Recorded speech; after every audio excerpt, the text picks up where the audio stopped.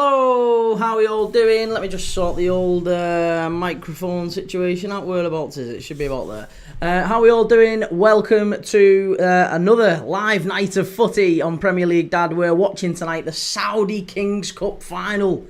The Saudi Kings Cup final, a big game of footy. Al-Ittihad against Al-Qadsiah in the Kings Cup final at the King Abdullah Sports City in Jeddah in Saudi Arabia. We're going to be watching that one tonight. Going to see a lot of ex-Premier League stars tonight. We're going to be seeing how they're getting on. We're hearing lots of players on about moving to the Saudi Pro League. Bruno Fernandes being one, obviously one of them, but we've had Fabinho out there. We've got Pierre-Emerick Aubameyang, Benzema, Kante. They're all playing tonight. Looking forward to seeing how they get on. And, you know, let's see how the Saudi Pro League stacks up. Let's see how it stacks up. I'm curious. I've got to admit, I haven't watched an awful lot of the Saudi Pro League, and I have looked on with curiosity as it's been going on to see exactly what do we think of it. You know, how's it? What's the standard like? What is it like? Apparently, a lot of the players are saying it's an unbelievable level of quality in terms of the facilities and they're not actually as bad as you think they are, the players and all that sort of thing. The standards are raising each time. They're investing so much money in trying to grow football as a game out there. So yeah, really interested to see how tonight's game shapes up. And from someone who watches a lot of European football, do we think that the Saudi Pro League can ever catch up in our lifetime? I guess that's going to be the big thing. Let me just double check and make sure that we're all working. We had one or two issues with mics yesterday, and I'll come through to the chat. One sec. Come on, where are you?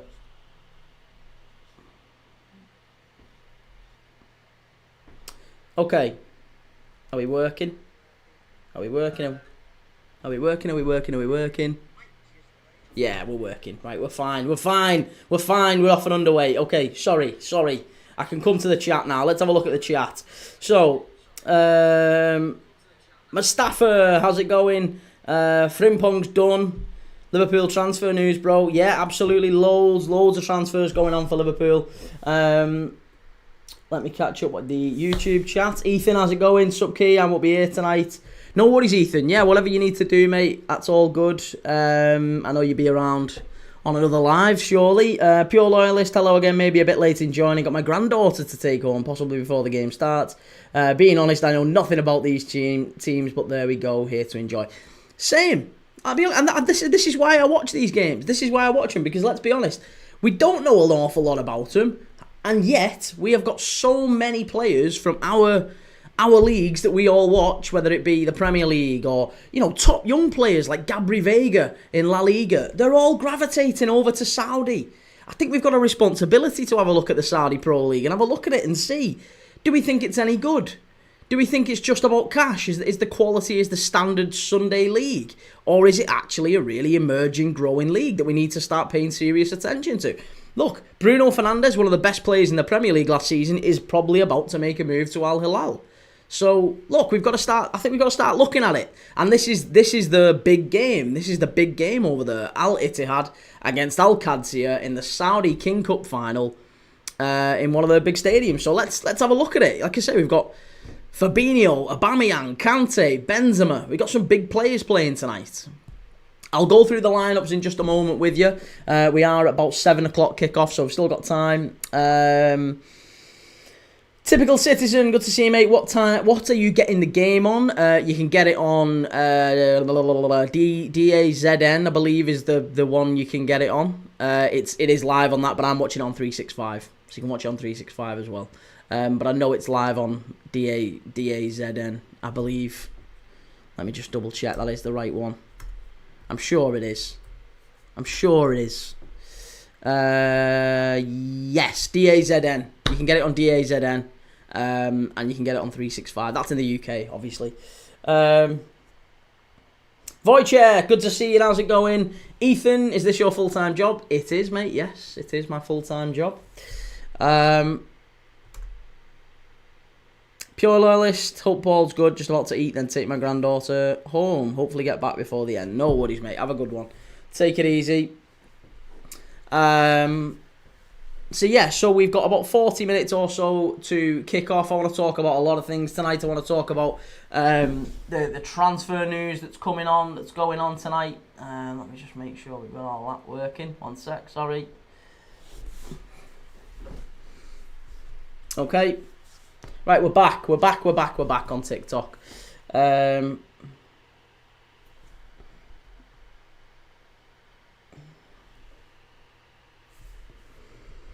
Daniel, is Trent no longer a rat since he went for the transfer fee? Yeah, 10 million's good value, to be fair, for the month that he had left on his contract. But no, I do still think he's a rat. I do fully believe he's still a rat.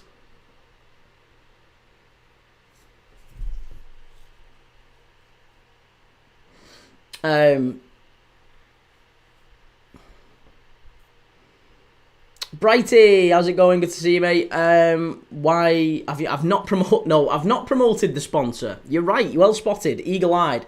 I haven't promoted the sponsor, and I haven't promoted the sponsor just out of sheer respect. Again, we're watching a game in Saudi.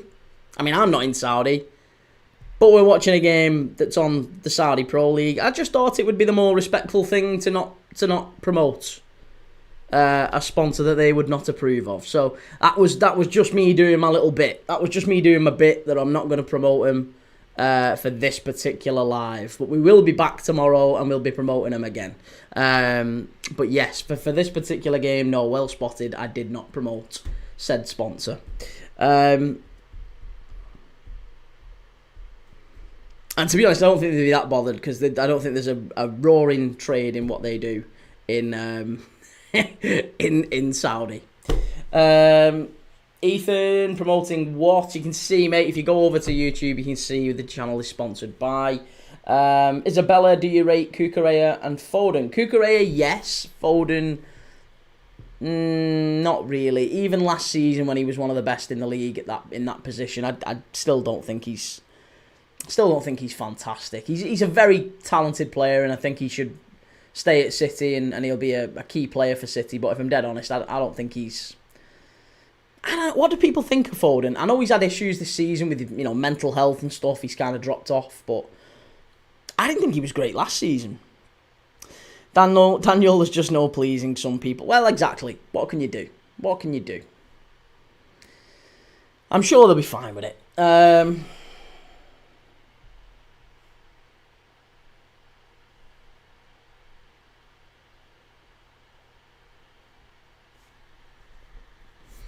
Right, let's have a little look and see. Isabella, he's my favourite Premier League player of all time. Personally, it's just this season. I don't know what happened.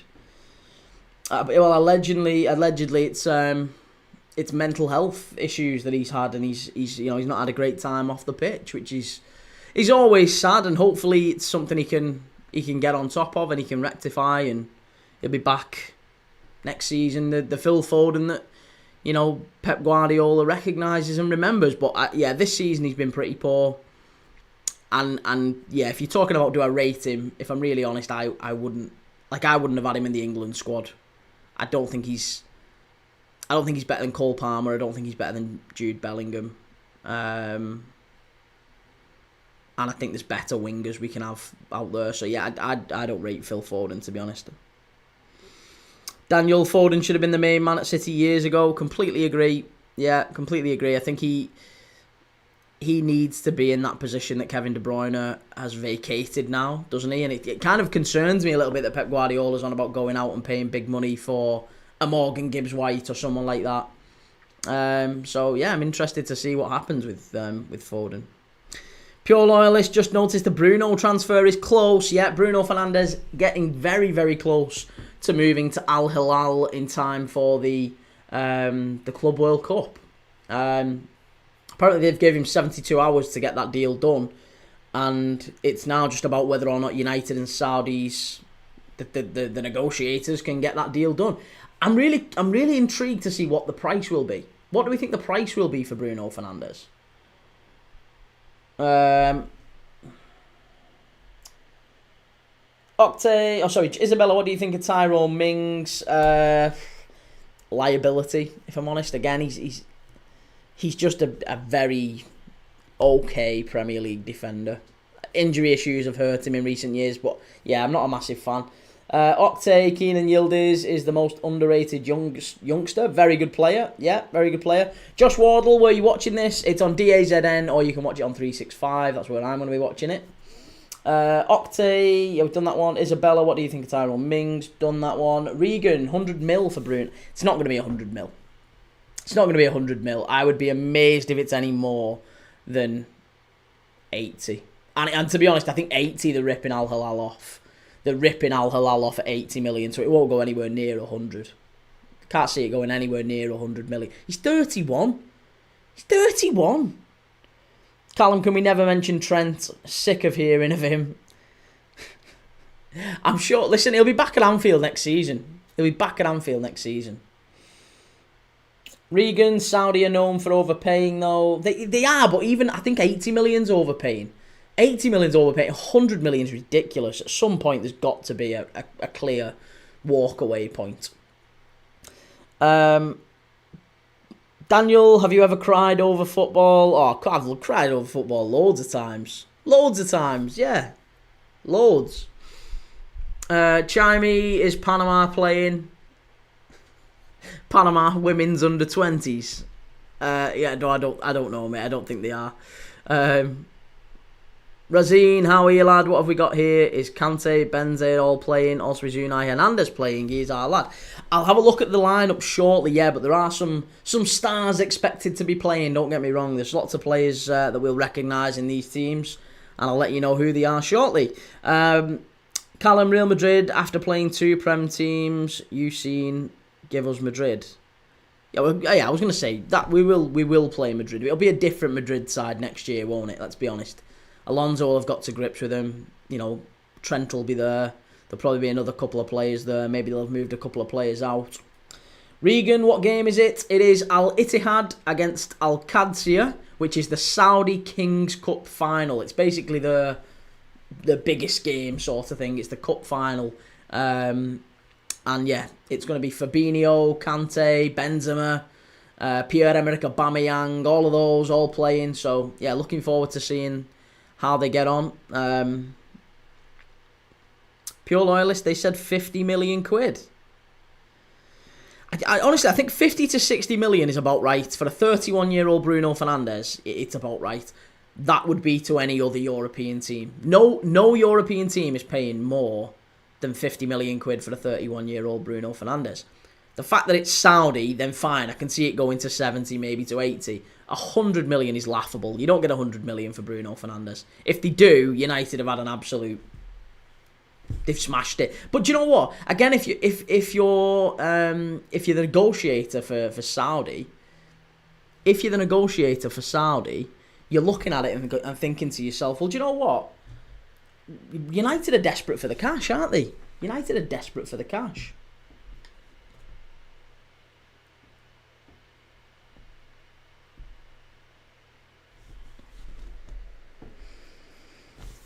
Razine, which is your favourite player ever? For me, it's Neymar. Oh, not Neymar. No, see, Neymar would be up there with one of my least favourite players of all time, to be honest. Who would I say is my favourite player of all time? I mean, Gerrard would probably be up there. Yeah, Gerrard would probably be up there.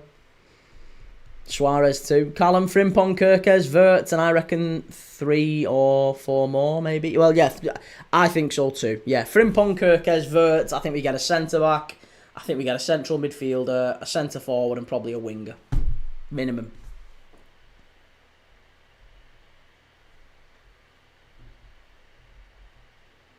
Right, hang on a second. Zombie King, Timmy, Bruno will go for 200 mil. No chance. Regan, the We Are All Past It Cup final. Nice. Might still watch it though. But you say that, but there's a lot of young... This is the thing, Regan. There's a lot of young players who are going over to Saudi as well. That's why I think we've got a duty to watch this. That's why we've got a duty to watch this game. We've got to see why these young players are going over there. Is it just about the cash, or is there actually a project to make the Saudi Pro League a top league? they seem to be going over there at a rate that's quite alarming. It's not just like, I remember a few years ago, China did something similar, didn't they? All the players were going over to China for a big paycheck. And, it's easy to dismiss the Saudi Pro League and say, oh, it's a shocking league, and, it's just, they're just going over there for the cash, and da-da-da-da. And maybe that is the case with some players. But I do think you've got Gabri Veiga. Gabri Veiga was a young player who had the pick. He's literally had the pick of European teams after him.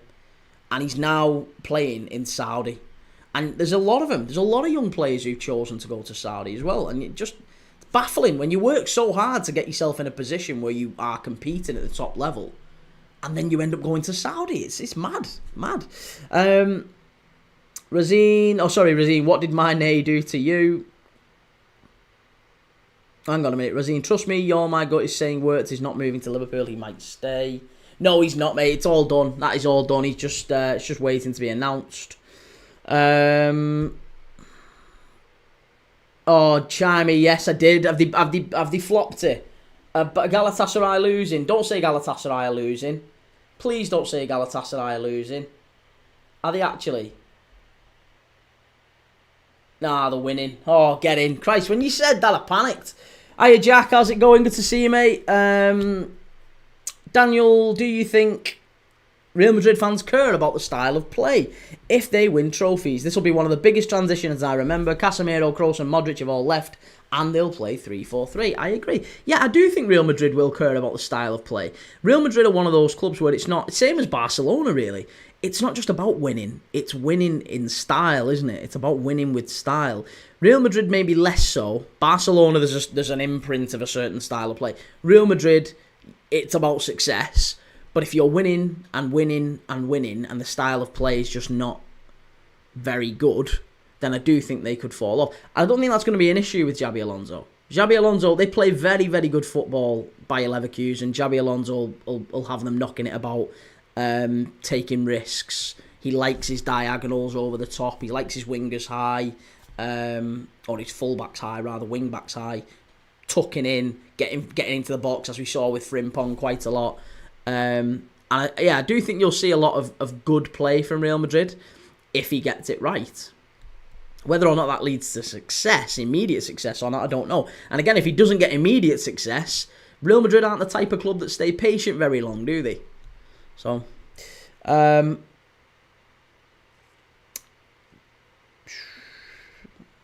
Jack, I'm in too much pain. Oh, sorry to hear that, Jack. Hope you're feeling better, mate, soon. Callum, Madrid won't win Champions League next season. So many teams are too strong now. Liverpool, Barca, PSG look strongest contenders for me. Yeah, I think Liverpool, Barca and PSG are probably up there. Man City too, possibly. Man City, I think if they get their act together, I don't see Arsenal. I think next season Arsenal will fall away. I really do. AM, what team do you support? I'm a Liverpool fan, mate, but as you can tell, we watch a bit of everyone on this channel. We're watching the Saudi Kings Cup right now. Last night we watched the French Ligue 1 relegation playoff. We also watched the Danish Cup final. We do more watch-alongs than any other channel. Any other channel, we do more.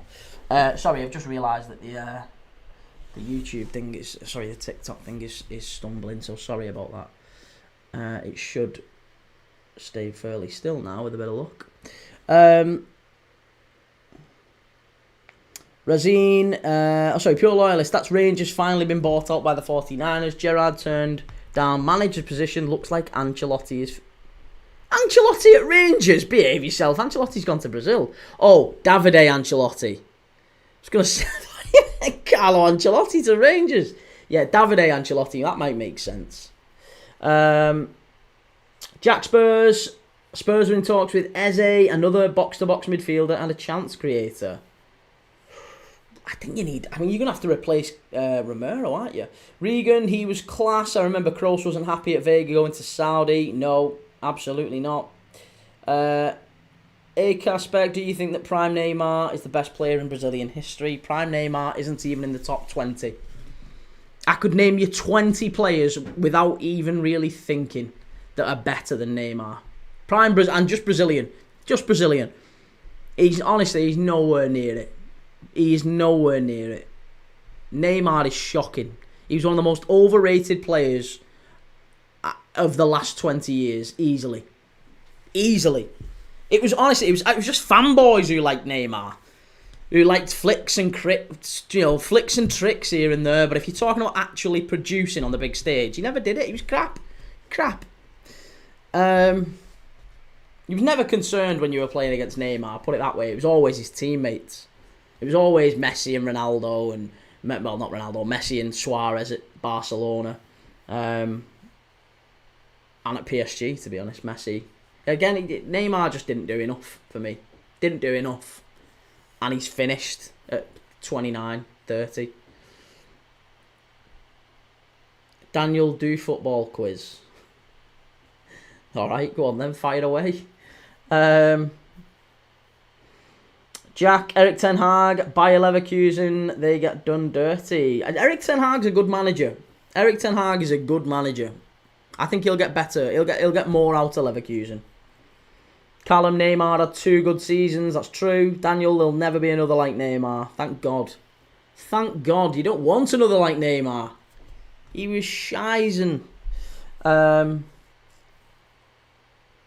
hour to kick off. Let's just see if we can get the lineups on this one. Here we go. Al-Ittihad against Al-Qadsiah. So, it is in Al-Ittihad's goal. It's Predrag Rajkovic. I remember someone asking about Rajkovic last night. Used to play for Ream, of course, who we were watching last night. Rajkovic is now in goal for Al-Ittihad. It's Al-Shankti, Al-Amri, Danilo Pereira, who you might remember from PSG and Porto. Danilo Pereira, and then Mitaj at left back, Mario Mitaj. Then into midfield, it's that double act, Kante and Fabinho in midfield for Al-Ittihad. Then on the right, it's Moussa Diaby. Then it's Houssem Aouar, ex-Lyon. Bergwijn on the left and Benzema up front. That is an unbelievable front line. Kante, Fabinho, Diaby, Aouar, Bergwijn, Benzema. I don't care what anyone says. Kante, Fabinho, Diaby, Aouar, Bergwijn, Benzema would probably... That's a front line that probably would have won you something in Europe this season. Even now, even with a 37-year-old Benzema, that probably wins you something in Europe this year. Jack and Kunku's linked to Spurs. I don't know about it. He's injury prone. He is injury prone. But yeah, I think Nkunku could do something at Spurs. Chimey, how come the bookmakers are so accurate? Well, some would say it's corruption. We don't know. Bobby, thank you for the heart. I appreciate it. Cheers for that, mate. 1 second.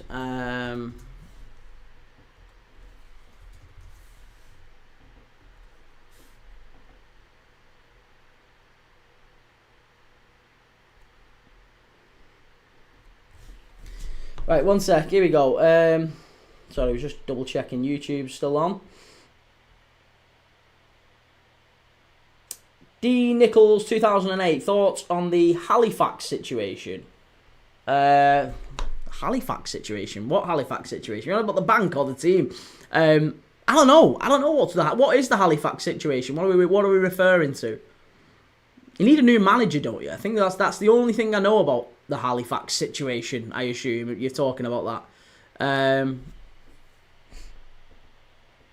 Caleb, what channel is it on? I told you it's on DAZN in the UK, or you can watch it on 365. Ernest, Prime Fabinho, Brandon, I can defo see a player in Nkunku. Yeah, Nkunku's... I think he just needs time. Again, he needs time, doesn't he? Whether or not he'll get it, that's another question. Brandon needs the right coach to get the best out of him. Yeah. Jared Branthwaite, what is your opinion on Frimpong to Liverpool? In my opinion, it's silly. He's not even a fullback. Why do you think that? Because you're wrong. He's played wing-back for Bayer Leverkusen quite a lot, but he's played full-back for Holland. He's played full-back before that at Celtic. He has played full-back quite a lot in his career. The fact that he excelled at wing-back for Leverkusen recently does not mean he's not capable of playing right wing-back or right-back or whatever. Jared, he plays right mid most of the time. Well, I'm fairly sure that Arne Slot has not mistakenly signed a right winger to play right back. I'm fairly sure that's not the case. You know, the manager of the year. I'm fairly sure that he's not being outsmarted by us lot on TikTok. I am fairly sure. Why? Who needs Delap? Well, Chelsea, evidently. Chelsea need him. The one and only, did he used to play for Man U? Who used to play for Man U? None of those players used to play for Man U. I still need to read out the Al-Qadsiah lineup. Bobby, LFC, opinion on Verts to Liverpool. Get very excited about it. He's a very good player. He's the closest thing that I've seen to Philippe Coutinho. Whether or not he actually becomes that good, I guess time will tell. Time will tell whether or not we get the best out of Florian Wirtz. But he's a top player. Again, it reminds me a lot of Coutinho. And it's good for us to have that sort of a line breaker back in the side. I'm looking forward to seeing him doing his stuff for Liverpool next season. G. Lawrence, 94, are you happy you got a fee for Trent? Yeah, of course, happy. Well happy we got a fee for Trent. 10 million quid for a month left to go. That's all right, isn't it? Ernest, I think it's a lovely signing. Regan, will Liverpool get checked for FFP after all the signings and money spent? Liverpool haven't spent a bean for years, mate. We haven't spent anything. We haven't spent anything for years. This is the first big outlay we've seen for a while. Ben, can't believe you're not doing Ivory Coast women versus Ghana women, Key. I know, absolutely shocking. It's an absolute classic.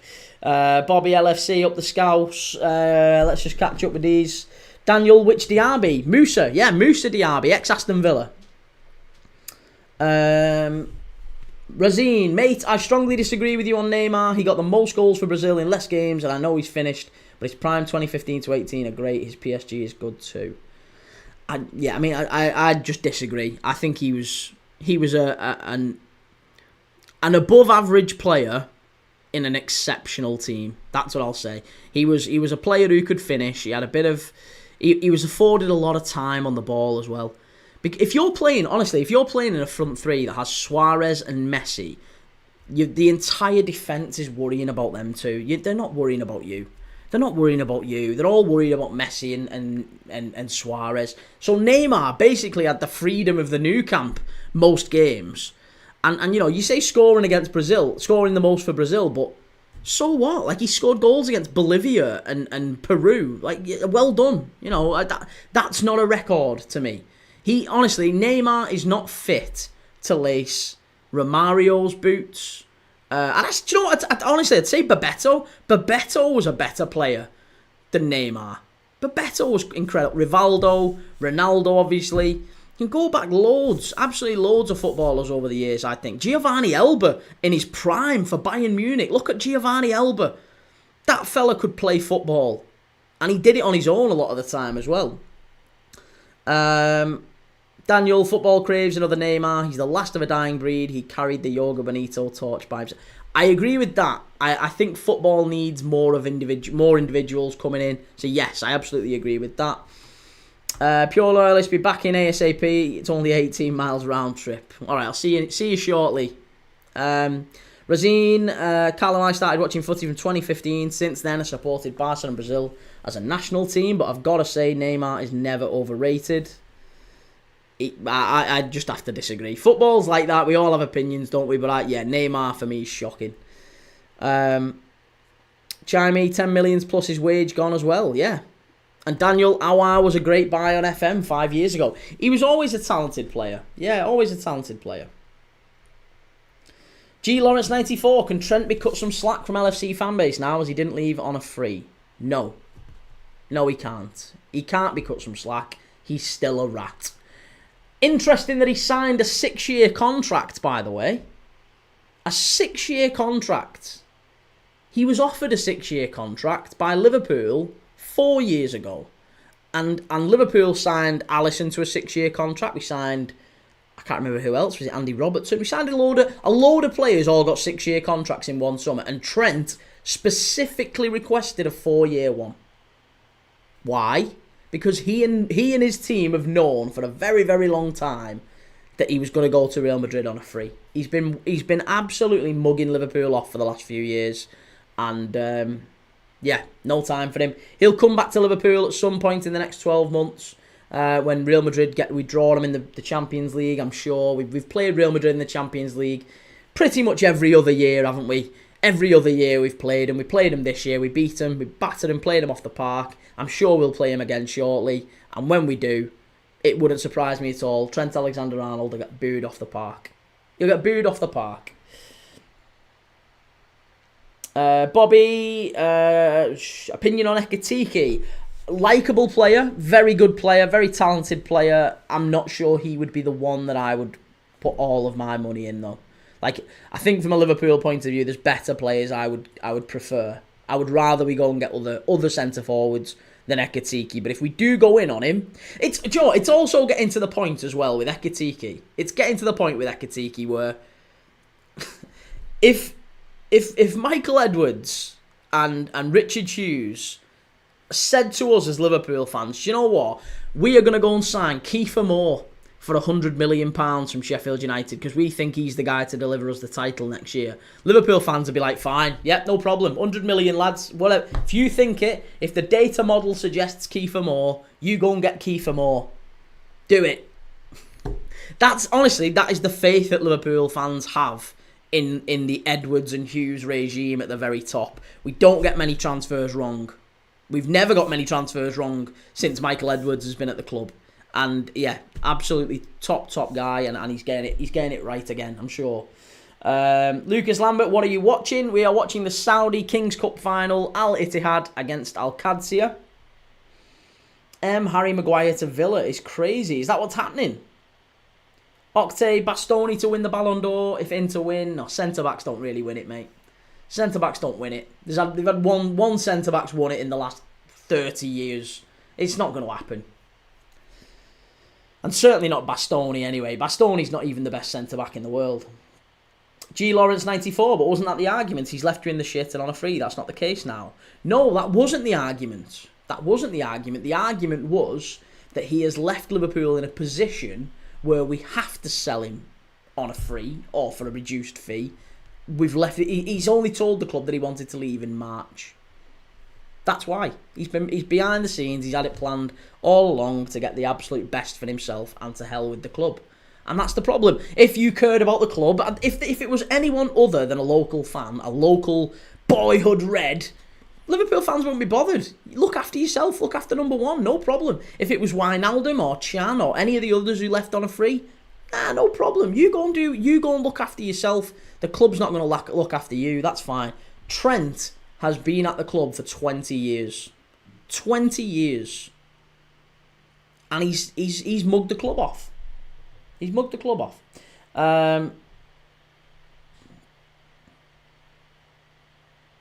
User 55261, mate, you got Frimpong? Yep, absolutely. Caleb, it won't come up on DAZN. It says it's on DAZN.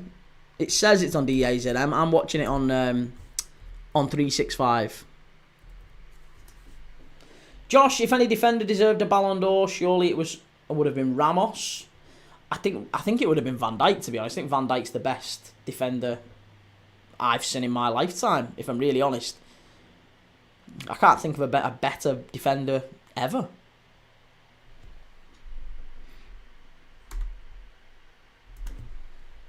Lucas Lambert, what time's kick-off? It's 7 p.m.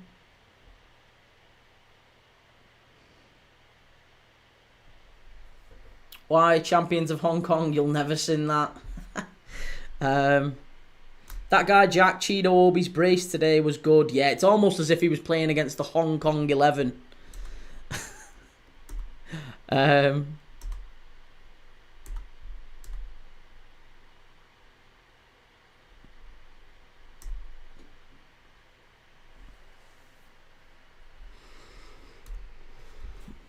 And 1 second, Chimey. Oh no, Litigation. Hi Kane, all good to see you, Litigation. Chimey, Rivaldo was pure class. Daniel, would Delap start at Liverpool? I don't think he'd start. But if we sold Darwin Núñez and we sold Diogo Jota, and we got Delap in and maybe someone else, Delap and Alvarez, then he would get regular minutes in the same way that Jota did and the same way Núñez did, to be honest. But I don't think he'd start. I think he'd be our backup. Razine Doué is so much hyped by Madrid fans. I don't understand why he got all the stats in League One and gets compared with exceptional Yamal. Mate, Doué, see, me and you just completely disagree, don't we, Razine?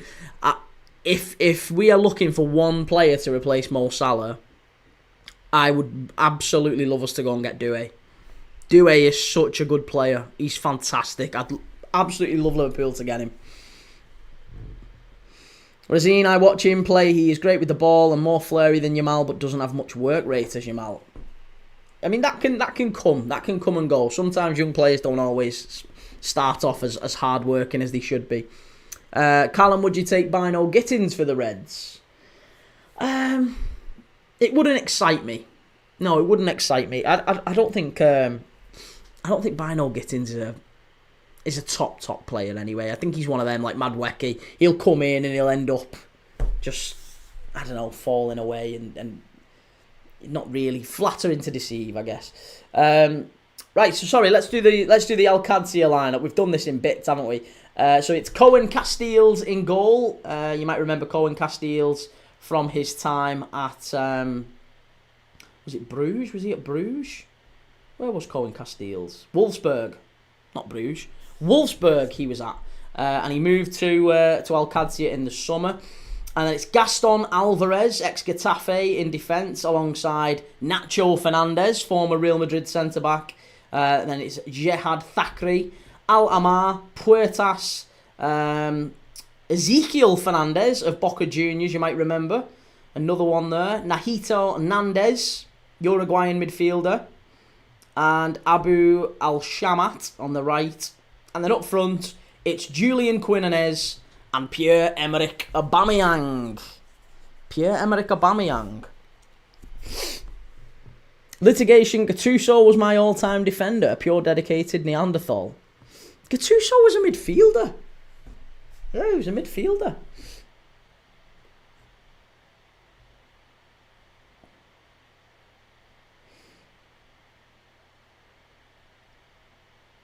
Alfie, what's the tattoo say, matey? It says, anything is possible. Lucas Lambert, do you think we'll get Florian Wirtz this weekend? Well, it has to get done before June the 3rd. So, we're doing, live on this channel, we are doing Germany against Portugal in the Nations League final, or Nations League semi-final, rather. And Florian Wirtz is joining up with the German national team for that game. So it's expected that the move will be done and completed with the medical and the pictures and everything, that he will be a Liverpool player before he joins up with the German national team on the 3rd of June. So there's maybe two to 3 days left for Florian Wirtz to actually be pictured in the Liverpool shirt. So I fully expect we will see that happen before Monday, I would say. Yes, it is, Lucas. It's on DAZN. What team do you support, brother? I support Liverpool, mate.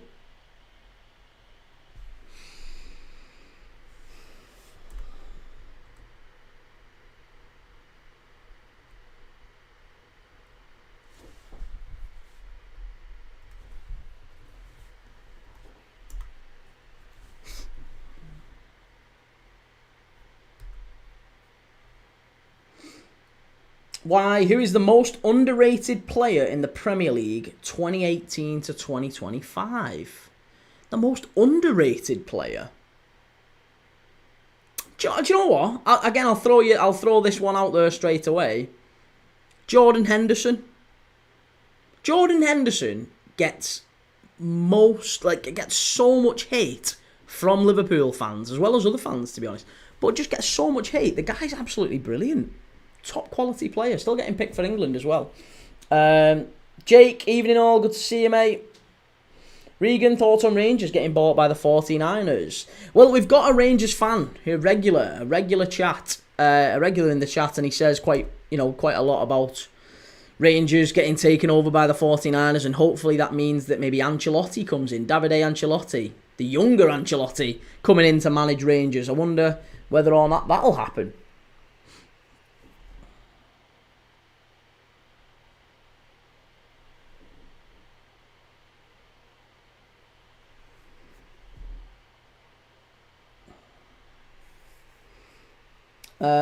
Right, 1 second. Daniel, I used to have the same faith in Arteta and Arteta and Edu, but then we started stockpiling players to play left back and tall midfielders to play striker. Chimey, would you take Xavi Simons at Liverpool? I would love Xavi Simons at Liverpool. Yeah, he was a quality player, wasn't he? For Netherlands in the Euros. I've really not seen a lot of him, I'll be honest, in the Bundesliga this season, but he was absolutely fantastic, I thought, in the Euros, and yeah, lots of ability. It'd be good to see him at Liverpool. I think he would fit in with our midfield well, but probably only if Alexis McAllister goes to Real Madrid, and that's another one that keeps doing the rounds. I'm not sure we would have Xavi Simons in there alongside Alexis McAllister. I think it's Alexis McAllister or Xavi Simons. It's not both of them. Daniel, I might have a new moment of the season. Brent Stevens penalty save for Young Genk. I haven't seen that. What happened with that? I'll have to look that up. Lucas Lambert, did Xabi Alonso play for Madrid? He did, yes. Regan, thoughts on Scottish football as a whole? Well, to be honest with you, I'll level with you, Regan. I didn't think that Scottish football was... I probably shared some of the same opinions that a lot of people did, which is it's a bit of a farmers' league. It's a two-horse race. It's not all that entertaining. It's dull. It's drab. And on this channel, we do live watch-alongs every single day. Every single day. And we watched a game the other day. Ross County against Livingston. And it's the SPL, Scottish Premier League relegation playoff. Ross County in the Scottish Premier League, Livingston in the Scottish Championship, and it was the second leg. The game finished 4-2. It was one of the most entertaining games I've seen in a very long while. There was some real quality goals on display. Certainly the goal that got Livingston back into it. So I'll be honest, I really just enjoy watching football, and the Scottish Premier League shocked me. I'll say that. The SPL has shocked me this season. I've enjoyed watching a few of the games. Right, we're coming up to 5 minutes to kick off here.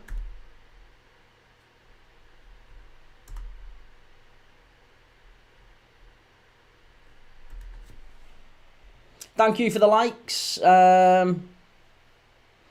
Caleb, what is the channel called? What is it actually called, the channel? There isn't a channel for 365, mate. There isn't a channel. Assassin, congratulations to Aberdeen for winning the cup since we're talking about Scottish football. Exactly, yes. Absolutely. Fabulous for Aberdeen. Taking it back to Pittodrie. Love it. Marco, what game is on? We are watching the Saudi Kings Cup final, Al-Ittihad against Al-Qadsiah. So we're watching Benzema, Aubameyang, Bergwijn, Kante, Fabinho, Aouar, Moussa Diaby. There's some great players, some fabulous players on display here. So we're going to be watching them and looking forward to seeing them play today. Assassin Aberdeen goalkeeper did wonders. Who was the goalkeeper? Was it Mitrov? Mitrov.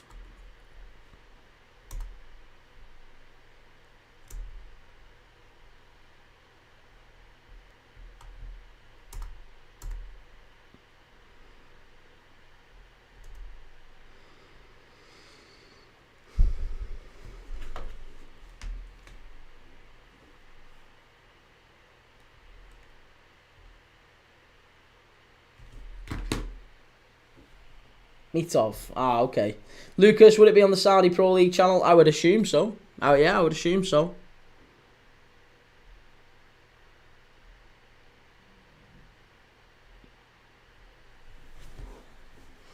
It's due to kick off in 5 minutes.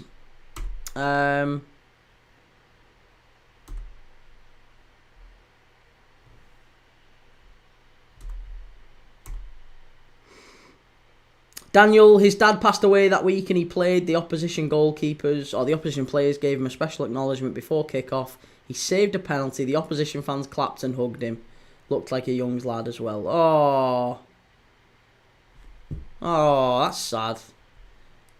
Yeah, I mean the first thing, Daniel, the first thing you said. Chimey, Serie A was a good watch, especially AC Milan for me. They were very entertaining to watch this season. Yeah, I mean Serie A, the Bundesliga, Eredivisie, La Liga, I think they've all been more entertaining than the Premier League, if I'm dead honest. Why United should take off this deal instead of Madrid? What deal? What deal are we talking about? Jake, thank you for the donut. Litigation, Rangers, we are the people.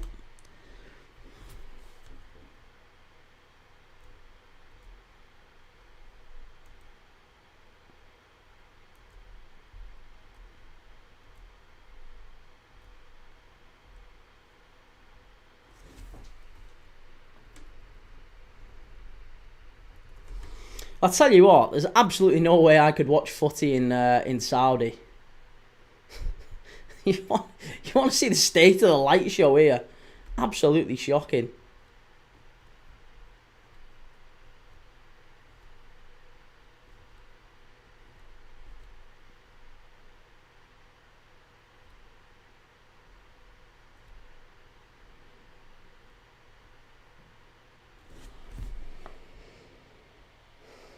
Oh, the left back from Benfica, Carreras. Sorry, yeah. Yeah, Carreras. Lucas Lambert seen the picture of Frimpong in the Liverpool kit, not AI. Yeah. Yeah, good, isn't it?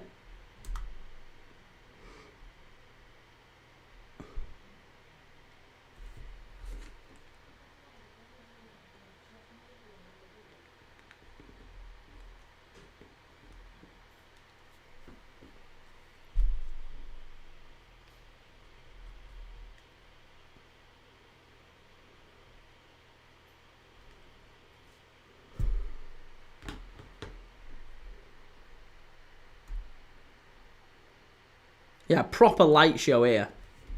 Proper light show. There's no way I could go there.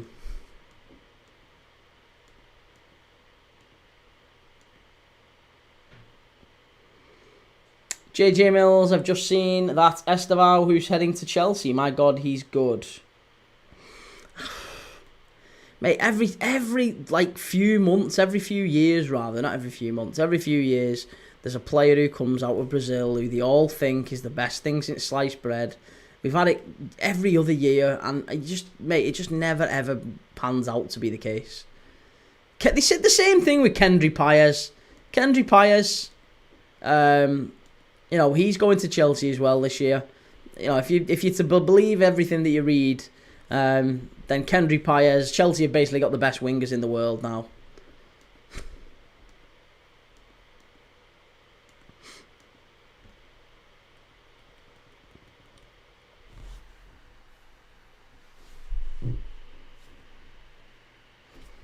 Bruno Fernandes, rumoured to be leaving Man U. Imagine Man U without Bruno, relegation battle. You'd have to think so.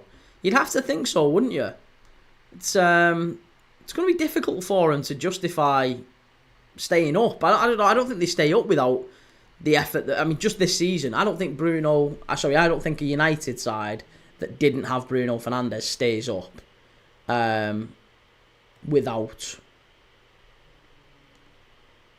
Bruno. Yeah, I don't think a United team without Bruno Fernandes this season stays up.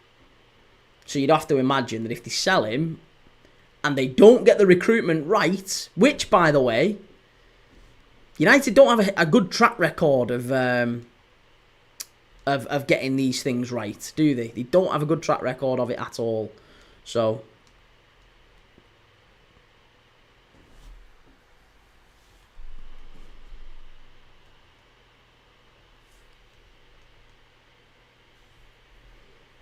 the players are doing some sort of a dance here. They're all wearing scarves. Jake, if they get recruitment wrong again, then they're knackered. Absolutely. Caleb, how do you get onto it then if it's not a channel when you press on it? What does it say? As I say, mate, it's on DAZN is what I was told it's on, but I'm watching it on 365. It is on DAZN. I think DAZN 1, if that's helpful.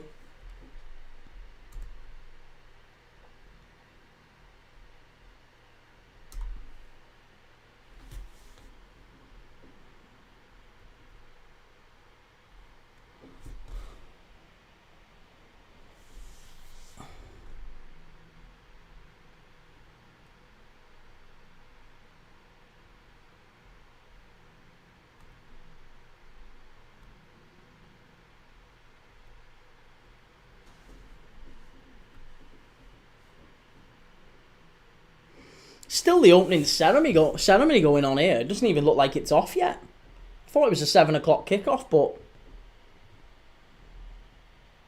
it's not even kicked off yet.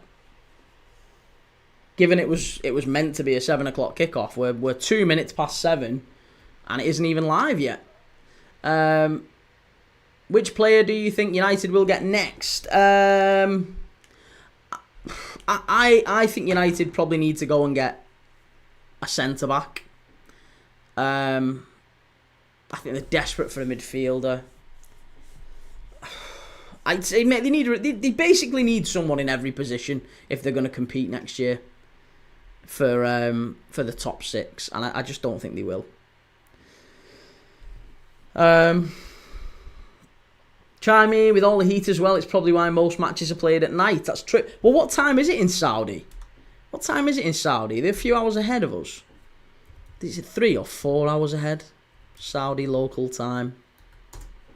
9 o'clock. Right, so it's 9 o'clock in Jeddah, which is where this game's being played. So, yeah, probably makes sense. Daniel, Real Madrid tweeted a Trent tweet from 2014 about going to Madrid. Yeah, to be honest, they've never has a player and a club deserved each other more.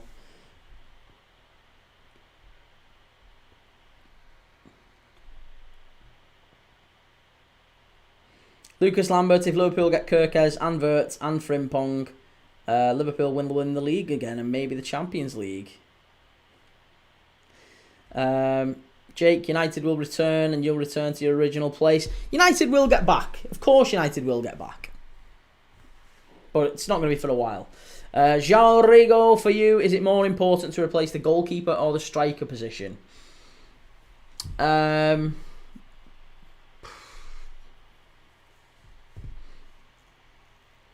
If you're selling Bruno Fernandes, probably the striker position. Yeah. Because you need goals. United scored fewer goals than most. They were one of the worst attacking sides in the division last year. Now, defensively, they weren't the best. They were quite flimsy at times, but they could hold the shape and they were all right. Onana's definitely a liability. I wouldn't sell Højlund. I would probably loan him out because I think there's a chance that Højlund becomes a good player. I think Højlund could end up a lot like Anthony. He'll do well somewhere else. Daniel Hendrick is a good Brazilian talent but needs more time. Could be at Arsenal next year. I haven't watched enough of the Brazilian league to know what these players are like. All I know is that the frequency of which unbelievable wonder kids come out is far too frequent, and it strikes me that agents make a lot of money out of saying footballers are going to be the next big thing and the next big thing and the next big thing, and they get their pay packet and they go there and they end up flopping. Chelsea signed David Washington. Do you remember the big hype around David Washington not that long ago? He was going to be the next unbelievable striker out of Brazil. What happened there? He went back to Santos. He can't get a kick now. Kerrison. Does anyone remember Kerrison? Kerrison ended up at Barcelona. What happened with him? It happened. Curlon, the old seal dribble. Curlon. There's loads of them. Absolutely loads of them. Loads of lost Brazilian and Argentinian South American talent. And Chelsea buy them up like nobody's business. Christ, you can just name him just from Chelsea. Who was the fella who came in from Chelsea not that long ago? They signed some young Brazilian lad. Can't remember his name. What was his name now?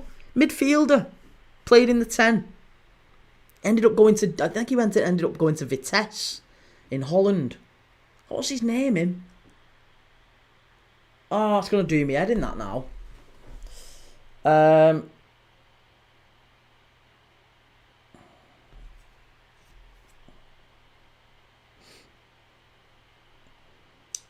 Lucas Lambert, who is Liverpool's new keeper. Apparently he's good. Yep, Mamardashvili's brilliant. Why? And Burmo will be good. United aren't getting him, Burmo. Joe Rigo, I agree with you. The best of the two world, it would be to get Gyökeres and Diogo Costa. And I think Angel Gomez will be a great asset as well. I'm really concerned. I think with Kennedy. There was Kennedy. No, there was someone else. Kennedy's another one. Kennedy is another one. But there was another one who ended up playing for Chelsea and Vitesse. We're still not underway here now, by the way. 7 minutes in. 7 minutes after the arranged kickoff time. Vitesse, Chelsea, Brazilian. What was his name? Nathan. There was Nathan. Do you remember Nathan? Lucas Piazon. That was him. Lucas Piazon and Nathan. These were players who Chelsea signed. There was always Brazilians coming through the Chelsea ranks. They're going to be unbelievable. Absolutely sensational. Best thing in the world. Crap. Right, here we go. Getting ready to kick off now. It's only 10 minutes after the actual kick-off time. Oh, Gail Kakuta, there you go. There's another one. Lost. Like, you know, we could just do a full segment, couldn't we? On Lost Chelsea Wonder Kids. Gail Kakuta. Yeah, loads of them. Luke, Alphabet, I just sent a... Oh, thank you, Luke. Sorry, I didn't see. Thank you very much for sending that through. Appreciate that. Do we have Mamardashvili next season? Yes, we do. But he's not going to start any games. It's just going to be... Alisson's obviously going to be still the number one. So... Chimey, Piazon, FIFA 13, Wonder Kid. Nah. He ended up playing... Didn't he? He reached a decent level, Lucas Piazon. Nathan was the Wonder Kid.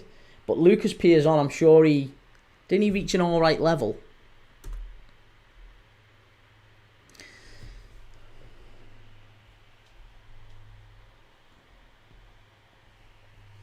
Christ, I've just checked the thingy. We're a minute in here. I'm behind.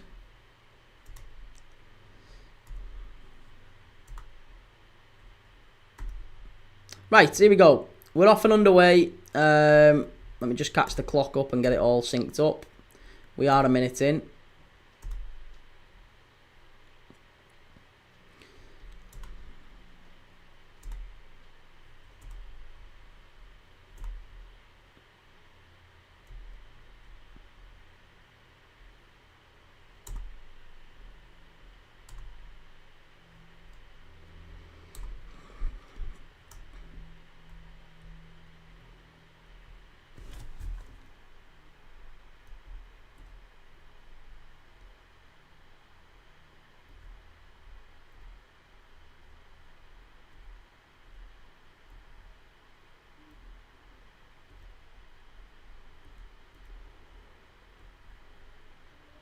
Chance here. Ittihad. Oh, unlucky. Very nearly there. They were away. Very, very nearly.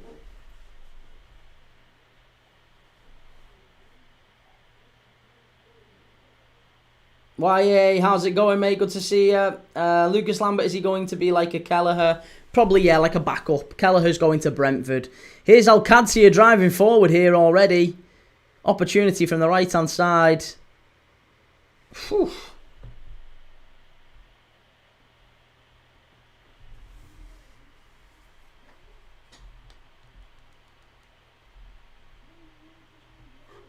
Daniel, I don't think Alisson finished the season as Liverpool's number one. Oh, I do. Yeah, I really do. I think he's so good, Alisson. Alisson's got 2 years left on his contract. So, Alisson's probably going to still be at Liverpool for this season and next season. This coming season and the season after. And then apparently he's then going back to Internacional in Brazil on a free transfer. So, maybe not. I think this season coming, it'll be him for the most part. And then the season after, maybe we'll start to see Mamardashvili get more game time. But Alisson's sensational. Razine, see you tomorrow, mate, for the Champions League final. Yes, no worries, Razine. See you tomorrow. Good to see you, mate, as always. Chimey, can't wait. I'm backing into tomorrow.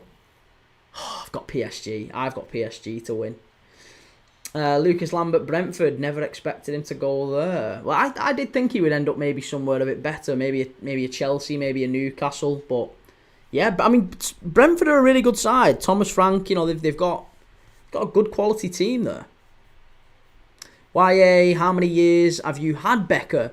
Coming up on, is it 8 or 9? 8, I think it is. 8. Shot, good save by Rajkovic. Al-Qadsiah putting all the pressure in here early.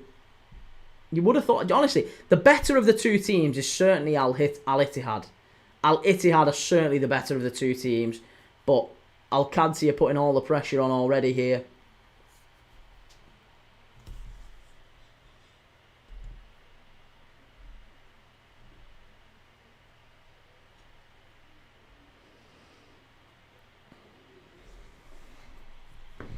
We've not really seen much of Benzema, Bergwijn or Diaby just yet.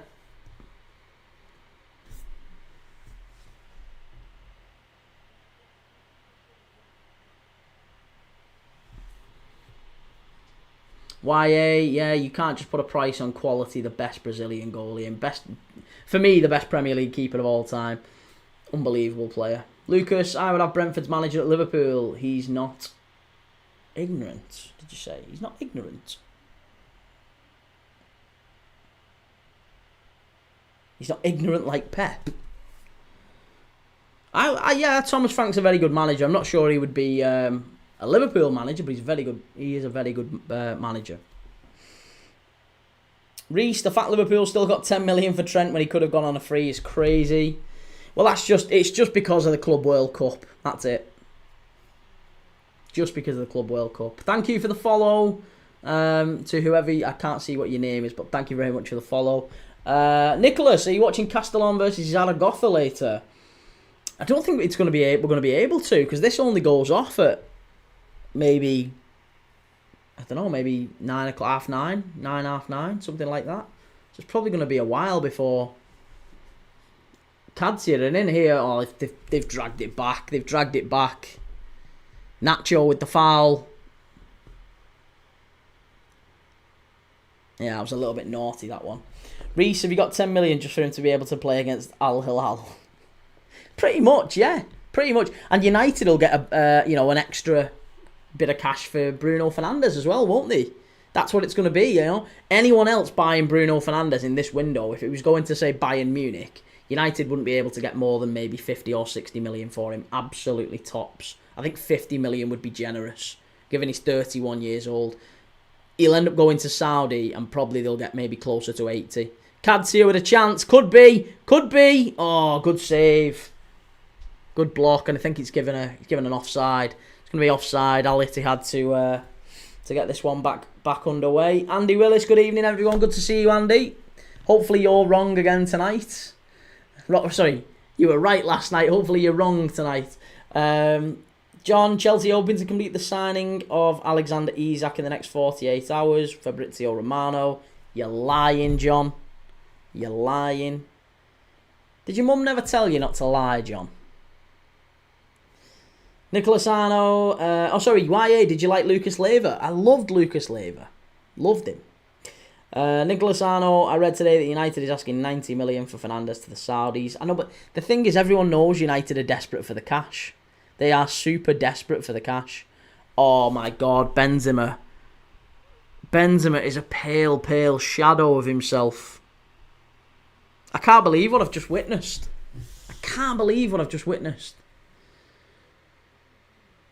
Honestly, he's not even been bullied off the ball. A player just ran alongside him and just eased him out the way. He is not the same player. Lucas Limbert, why are Liverpool not in the FIFA World Cup? The FIFA Club World Cup, we weren't invited to it because we weren't, at the time that it was created, we didn't fit the criteria, the same way Barcelona didn't. So, yeah, they picked, I think it was the last 3 winners of the Champions League from each country? well, the last two winners from the Champions League from each country. So it was Real Madrid. It was Chelsea and City qualified for England.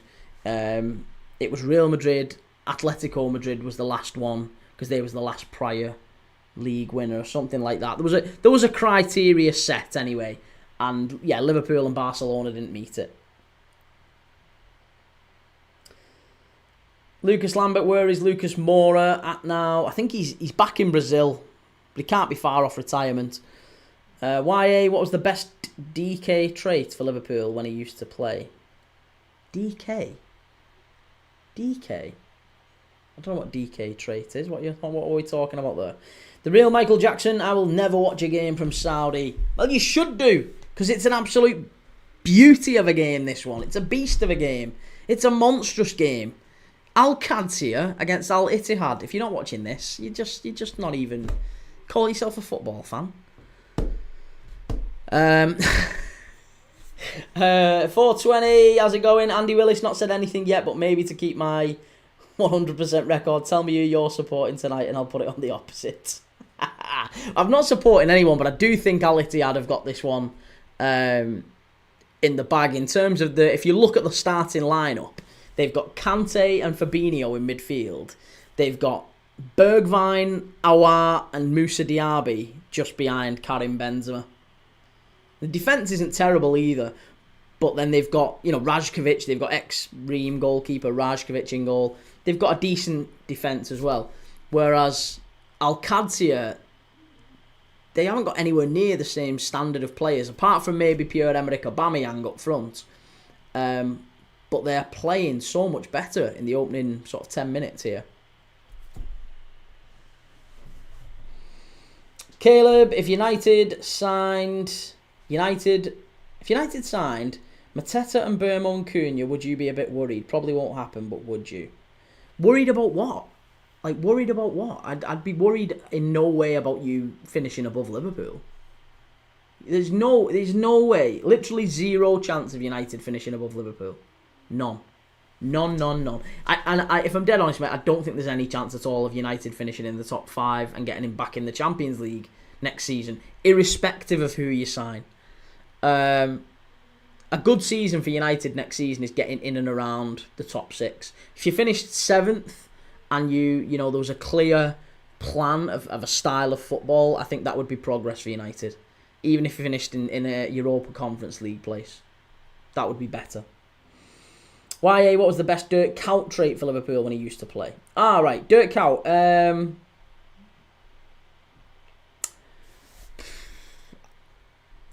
Work rate. I think it would be disappointing to just say it was work rate, but he was like an Energizer bunny, Dirk Kuyt. He would just run and run and run.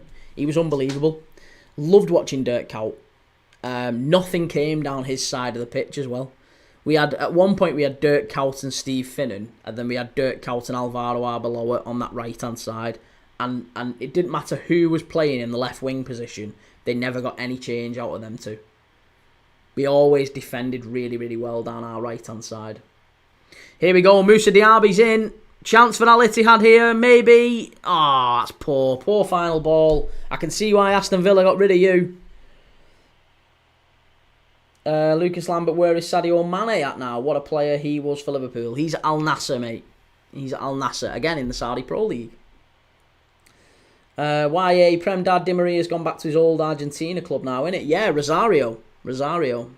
Caleb, when we play you, we would have a good chance. Well, look, United have a good chance. United have a good chance when they play Liverpool every time. Just because it's United and Liverpool doesn't mean anything about the quality of the two teams. The game, there always is a chance. In a one-off game, anyone can beat anyone. I firmly believe that. Anyone can beat anyone in a one-off game. And United do typically turn up. Look at the game at Anfield. United played quite well in that one. And they ended up getting a 2-2 draw.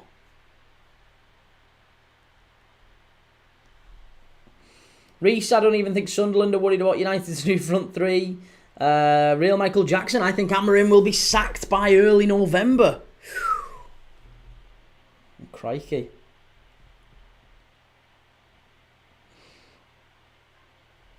Daniel, this game has a faster pace than the match on Wednesday. And Daz Reynolds, what number shirt do you think Frimpong will get? Apparently it's number 30. It's 30. Yeah, number 30 is what he's getting, Daz.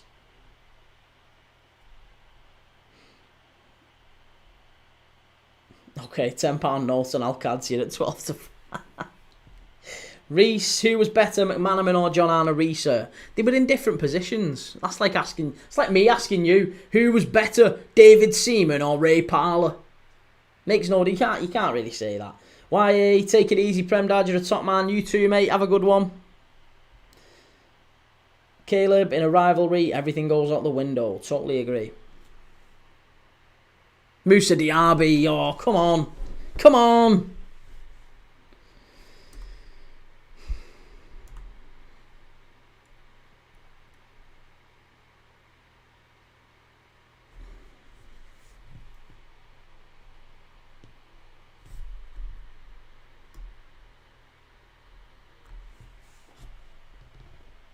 Ray Parlour. You think Mateta and Cunha will win you the league? Listen, I think United are going to get better. If they sell Bruno Fernandes, they'll have to do something a bit special, won't they? They'll have to do something a bit special.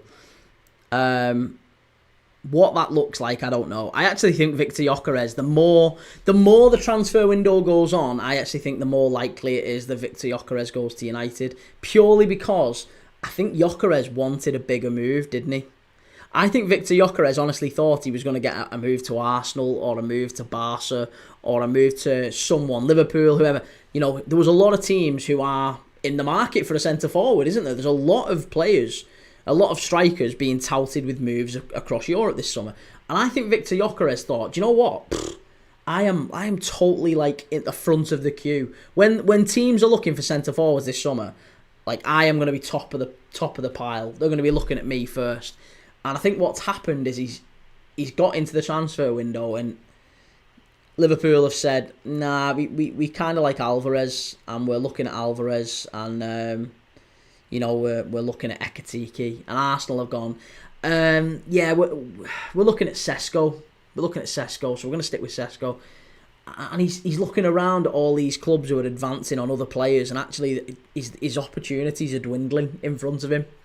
It's dwindling away, and I just don't think Gyökeres is going to get the move that he wants. So the more the window goes on without Gyökeres moving, I think the move to United does actually start to make sense for him. And United might pay big money to get Gyökeres into Old Trafford, especially given that he's already got the relationship with Amorim, hasn't he? Lucas, apparently CR7 is coming back to Europe. Apparently he's going to Al Hilal for the Club World Cup. Yeah, apparently he's going to Al Hilal with Bruno Fernandes. Andy Willis, I'm watching Germany's women against the Netherlands women. Be a great game. It's not a patch on Panama's women against Canada's under-20 women. Not a patch on that.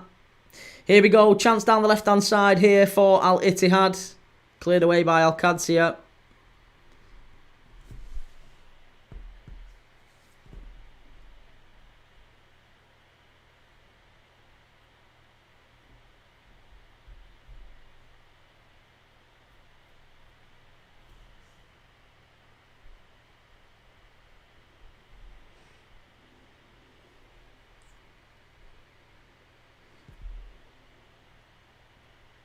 Caleb, Cunha or Sesko? Sesko. Sesko's got a much better ceiling. Cunha's a very good player, but up here, not sure about him. I think Sesko, if he signed Sesko could kick on and he could become a Haaland or so. He could become a very, very good player. Cunha, I think, is about the level he's going to be at now. He's not going to get. He's a very good player, but he's not going to. I don't think Cunha transforms a team, especially a team that's playing as badly as Manchester United are as well.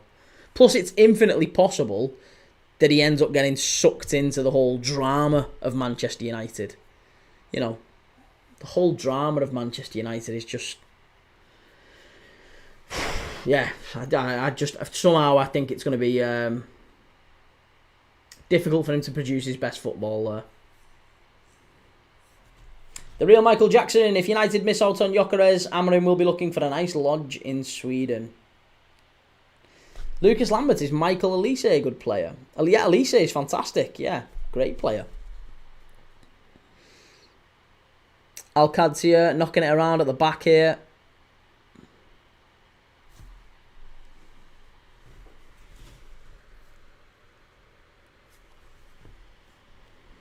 Reese, there's a risk of Cunha becoming another Sancho.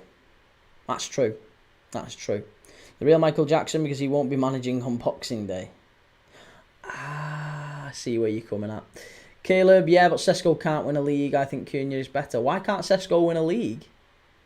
Why can't Sesko win a league? I mean, of course you're going to think Cunha's better because you're a United fan and United are about to sign Cunha, but I get the feeling, Caleb, that if United were about to sign Sesko, you would be trying to tell me that Sesko's better. Wouldn't you?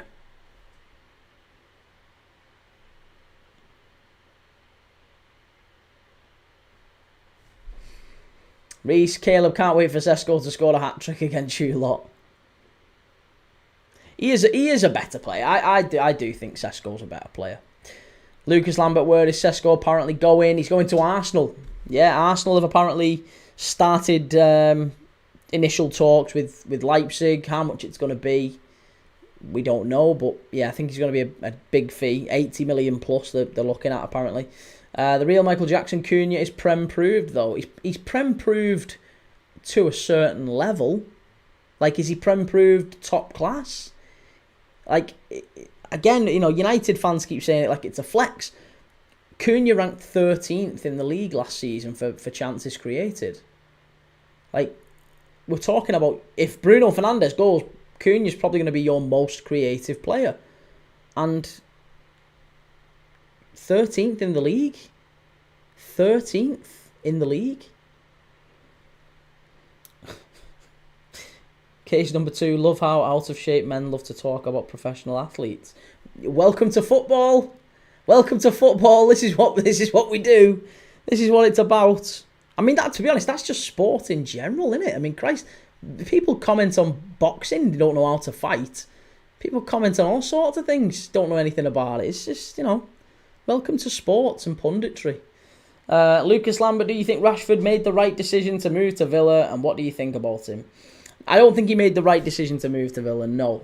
I think he'll end up going back to Man United. I think he's a player who had a fantastic season, played out of his skin 1 year, and managed to negotiate maybe the best contracts he was ever likely to get. £325,000 a week. So, yeah.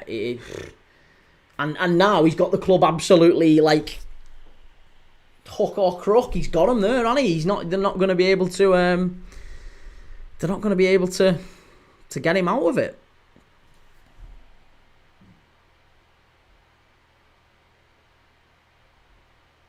Reece, Cunha and Nicholas Jackson are on the same level.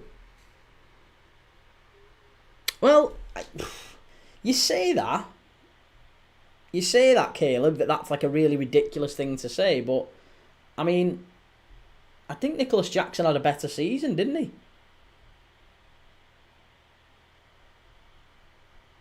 Up to a point, anyway. Or at least, maybe not a better season, but a comparable season. A comparable season.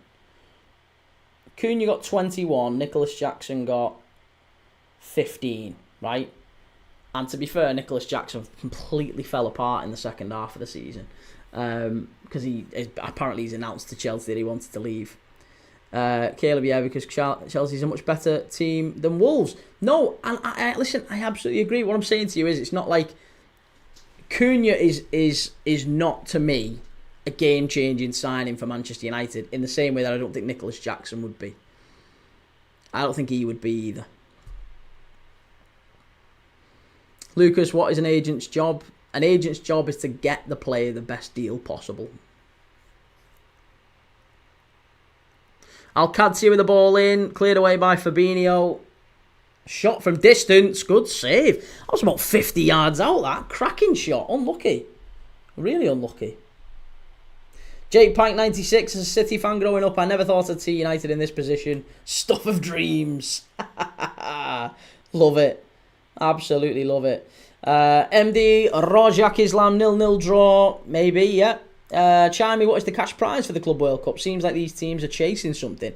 The cash prize for the club, apparently it's £1 billion being spent on it from an advertising point of view, and there's about £200 million prize money up for grabs, I think, that's to be split out between the teams.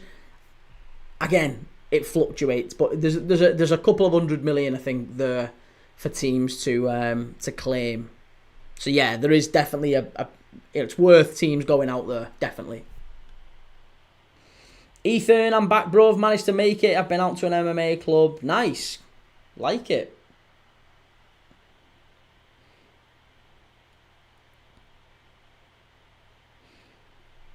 The real Michael Jackson, Fabinho, never heard of him for a while. He's been out of Liverpool for 2 years, but here's Moussa Diaby.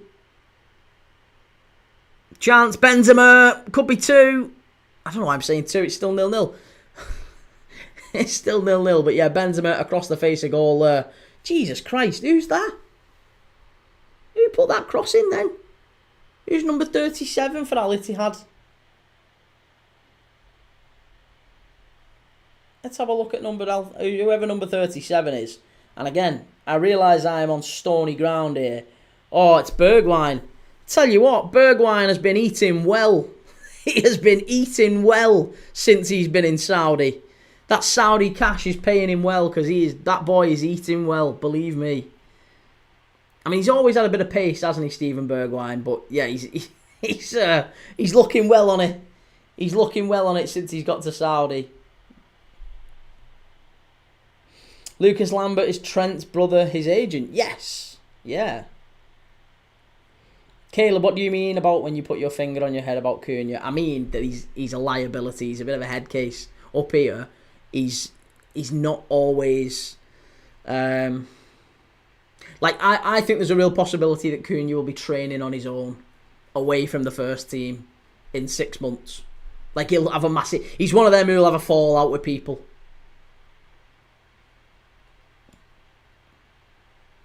Anthony, are you not watching Galatasaray, Kieran? No, mate. No, we're watching Al-Ittihad against Al-Qadsiah in the Saudi Kings Cup final. We're watching Pierre-Emerick Aubameyang and Benzema and Kante and Fabinho, Aouar, Bergwijn, Nacho Fernandez. Some top players here. Moussa Diaby. Steve, how you going? Good to see you, Steve. Jake.96, what do you rate Reinders and Cherky out of 10 if City get them over the line as signings? Reinders, I think, is a very good signing. A very, very good signing. I'd like Reinders at Liverpool. Oh, chance here. Bergwijn's in. He's onside. It could be 1. Oh, what a save from the keeper. But Bergwijn, he should have scored that. It wasn't Bergwijn. It was Moussa Diaby. Thought it was Bergwijn. Now, Moussa Diaby was onside, 1-on-1 with the keeper, and he missed it. He's missed it.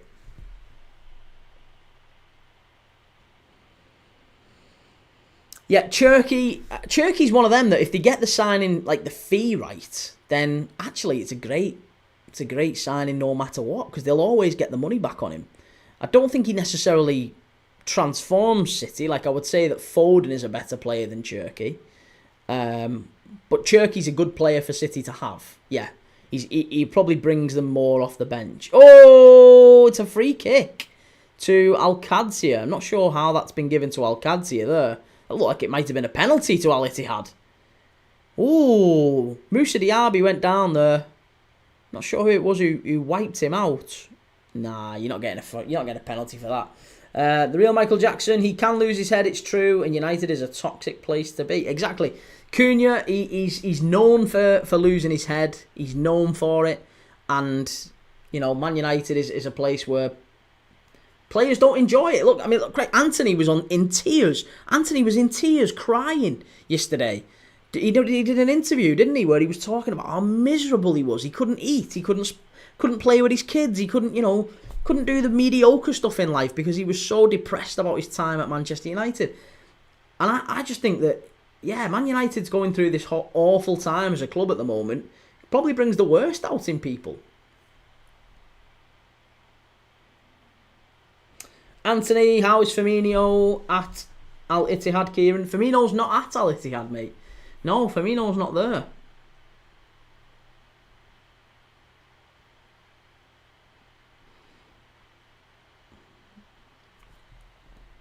Caleb, Cunha is better than Cherki. Can we agree on that? I think they're probably both about the same level. I think Cunha right now, but again, you're paying twice the fee for Cunha to get Cherki. But I think eventually you'll probably see that Cherki next season is about as good as Cunha. So I think they're about the same level of player. I think they're both really quality. But yeah, you're going to end up paying 2.5 times more for Cunha than City will for Cherki. Lucas Lambert, Foden or Saka? Yeah, it's definitely Saka, that one. Andy, come on, Al-Qadsiah. Well, Al-Ittihad are coming back into it now a little bit. Al-Qadsiah definitely started the better of the two.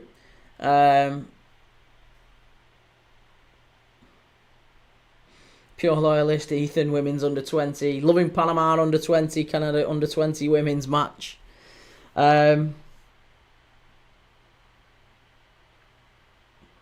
It's an Italian referee in this, by the way. Caleb, I would rather pay extra because he is Prem proven. Well, Prem proven isn't always a very good thing, you know, mate. Look at Mason Mount. Look at Mason Mount. Mason Mount was Prem proven. Mason Mount was Prem proven. You know, Aaron Wan-Bissaka was Prem proven. He failed at United, and then he's gone off and left United and gone on to become a fabulous player at West Ham, won their Player of the Year. So you talk about Prem proven. Actually, there's no such thing as Prem proven. There's no such thing, especially with United. Players come to United and they just fall off. They get space jammed. Thank you, Andy. What a star. Appreciate that, mate. What an absolute legend. Caleb, Mason Mount is injury prone though. He was injury prone before you signed him. Yeah, he was injury prone before you signed him, and he's not, even when he's not been injury prone, he's not really done the business, has he? Not really done the business. Thank you again, Andy. What a start. Appreciate that, mate. Ethan, look at Aaron Ramsdale. He needs the championship. Yeah, I mean, there's a lot of players, isn't there? Look at Lukaku. Lukaku was another one. Prem proven. Lukaku, Everton Lukaku was one of the better centre forwards in Europe at the time, playing for Everton. United went and landed big money on him, went and got him. Awful. Alexis Sanchez, the same at Arsenal. Went to United. Awful. It's just something that has happened with Manchester United as a club over the last 10 years that Prem proven really doesn't mean anything. It really doesn't mean anything at all. Oh, we're going to see a penalty here, I think. We're going to see a penalty. Or are we going to? Is it a red card? Is it a penalty? There's a check. There's a check. The Italian referee has gone over to look at the monitor here. What are we checking? It's not something I've seen. I've got to be honest with you. It must be something fairly innocuous, because there didn't appear to be. I think it's going to be a red card.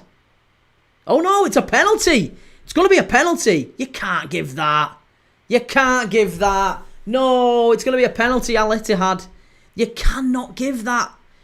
It's Awar, the number 10. He gets into the penalty area and he backheels it. And it hits the foot of, I don't know who the defender is, but it hits the foot of the defender and then bounces up and hits his hand. No penalty, thank God. Did the referee give the penalty to start with? I don't think he gave the penalty to start with, thank God. So there was no penalty given. The referee's gone and had a look at the monitor and he said no penalty. Thank God. Thank God there's some...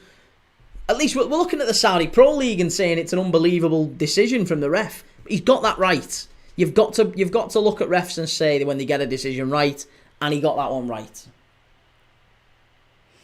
Josh, Alexis Sanchez at Arsenal, man, was spectacular to watch. A real Michael Jackson. Lukaku was okay-ish at United. Yeah, Lukaku was alright, wasn't he? Yeah, he was alright. Pure loyalist. A lot of good football played by women's football clubs. Ethan, Josh Quasi is the next VVD, trust me.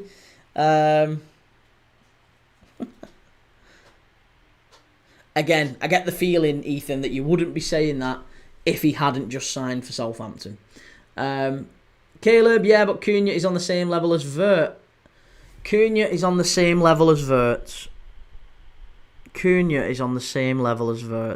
you don't believe that. You don't believe that. Tell me you don't believe that. Please tell me you don't believe that. You don't actually think that, do you? Cunha is as good as Florian Wirtz. That's mad. Ittihad are in here. Al-Ittihad are in. Chance, Diaby, Bergwijn, Benzema, 1-0. It's Karim Benzema. We've been saying... honestly, I feel like I say it and it happens.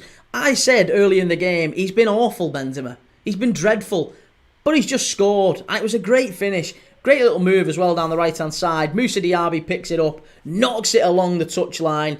Bergwijn breaks the offside trap, gets to the touchline, smashes it across the face of goal. And Benzema, just one of them. Just gives it one of them. Just chests it in. 6 yards out. Is there an offside though? Let's just double check. Moussa Diaby, when he times this pass, Bergwijn's onside. Nothing wrong with that. Ah, that's a great goal. That's a fabulous goal. Bergwijn with the cross. Benzema with the chest in. No, you just don't save those. Nathan Teller is Prem proven. Yeah, absolutely.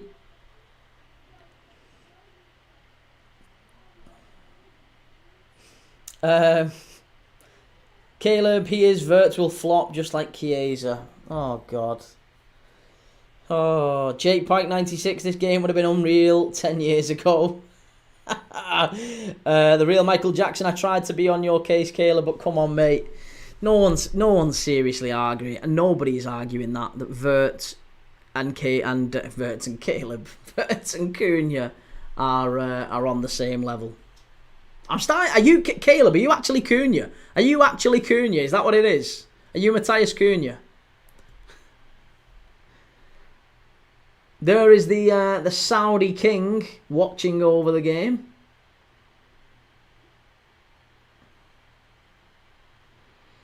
And it's a little water break for the players. There you go. Karim Benzema putting Al-Ittihad 1-0 up. Andy Willis consolation goal for Al-Ittihad. Caleb and Vinicius is better than Salah. Alright, okay. Vinicius who got outscored and outcreated by Anthony this season. That Vinicius. Okay. Ethan, Key, do you have Instagram? Yes, mate, we do, yeah. Premier League Dad. If you go and search us on Instagram, we're on there. To be honest, Instagram and Facebook aren't growing anywhere near as quickly as TikTok, X and YouTube. TikTok, X and YouTube is where it's all happening. The real Michael Jackson. If Cunha is on the same level as Wirtz, then Mbermo is on the same level as Salah. That's kind of the same. I'd even argue that's closer. And Mbermo to Salah is a lot closer than many people think. Cunha to Wirtz really isn't. Cunha's... Yeah, no. Do you know what? Arsenal fans have had a go at Martin Odegaard this season, right? Arsenal fans have had a go at Martin Odegaard, and he hasn't been great this season, Martin Odegaard. But I tell you something, if you offered Arsenal fans a straight swap now, Cunha for Odegaard, I don't think they'd take it. Because as bad as Odegaard has been, he's still better than Cunha, isn't he? He's still better than Cunha on his day. Caleb, okay, we will see when we place above you next season. I'll take that. No worries, Caleb. I'll take that. Jake, how do you think Rodrigo would do in the Premier League, mate? I'd love him. I'd love him to come to the Premier League. Happily take him at Liverpool. I keep saying I hope he doesn't go to Arsenal, but I don't think he does go to Arsenal. I would be amazed if he goes to Arsenal. Rodrigo doesn't strike me as a player that would go to Arsenal. Innes, PSG or Inter? PSG. Definitely PSG. Yeah, PSG are the better team. They've been the better team in Europe all season. PSG deserve it. They'll get the treble. Al-Ittihad coming forward again here. It's Bergwijn. Good block, good defending. Very good defending. Caleb, I think PSG 3-1. Yeah, I think that as well, mate. That's probably my shout as well. The real Michael Jackson, United will finish above us after the first game, maybe.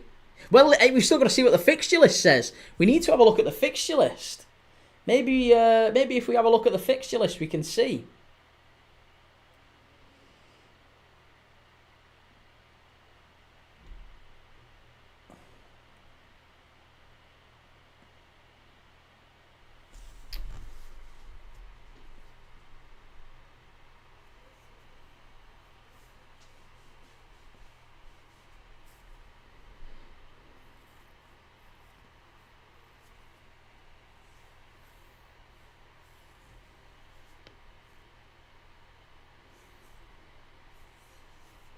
Well, I'll tell you something. Given that the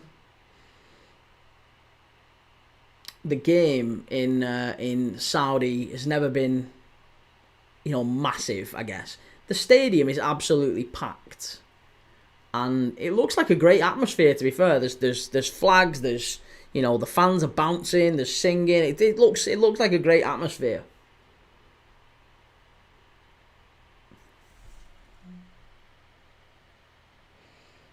Jake Pike 96, 18th of June they released, I think. Yeah, we're doing a live for it. Yeah, I was going to do a live for it and see. The real Michael Jackson having kebab for tea. Lovely. When you say kebab, what do you mean though? What kind of kebab? What kind of kebab? The real Michael Jackson, I love the back and forth though. Yeah, of course, absolutely. That's what it's about, innit? DN, bet you're missing top level football. Top level football? Whoa. Al-Ittihad against Al-Qadsiah. We're watching it right now. We are right in the thick of it, I will have you know. We are right in the thick of it. Then we've got Champions League final back tomorrow. We're going to be watching that. Sunday, we've got the Vanarama National League final, playoff final. Oldham against Southend. Then we've got all of the World Cup qualifiers coming up next week. We've got Australia against Japan. That's an early morning one. That one's 11 a.m. kickoff. 11 a.m. kickoff. Australia against Japan. I'm going to be live for that one. What else have we got? We've got England against Andorra. We've got Wales against Liechtenstein. We've got Finland against the Netherlands. Then we've got the UEFA European Under-21 Championships kicking off. Germany against Portugal. The Nations League games, the semis and the final. Got that one. That's going to be really, really interesting. And then the Club World Cup kicks off. We've got over 50 games live. Watch-alongs this month. 50. 5-0. Absolutely unbelievable.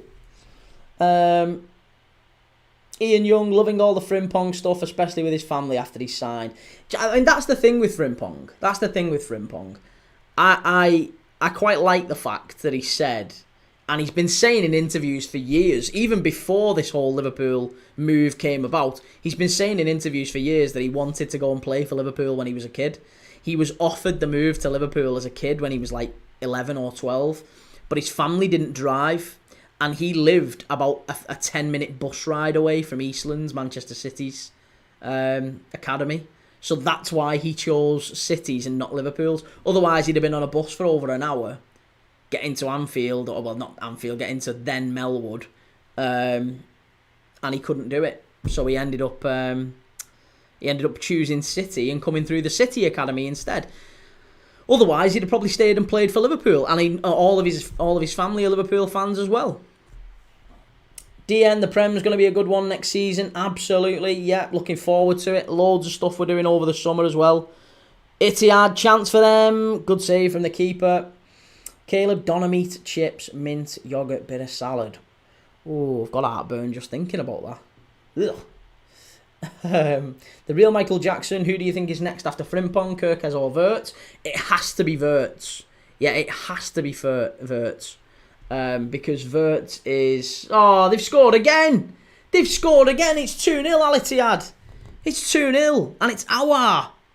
Awar scored. Great header. Fabulous header. There you go. Qadsiah 0, Ittihad 2. Andy, get in the bin. Get in the bin, Andy. I told you.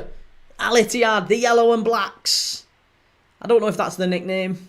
I'm calling them the yellow and blacks. That's the colour they're wearing. Ittihad, they win it back. Al-Qadsiah give it away. It's quite sloppy, to be honest. Benzema gets it into feet. Awar. into Diaby. Diaby hangs it up to the far post. Benzema, great save from the keeper. And then that's a tap in on the edge of the... It's a little bit like Balotelli's goal. Do you remember Balotelli's goal for City where he's basically stood on the line and he just kind of like goes like that? It's basically what we've just seen there.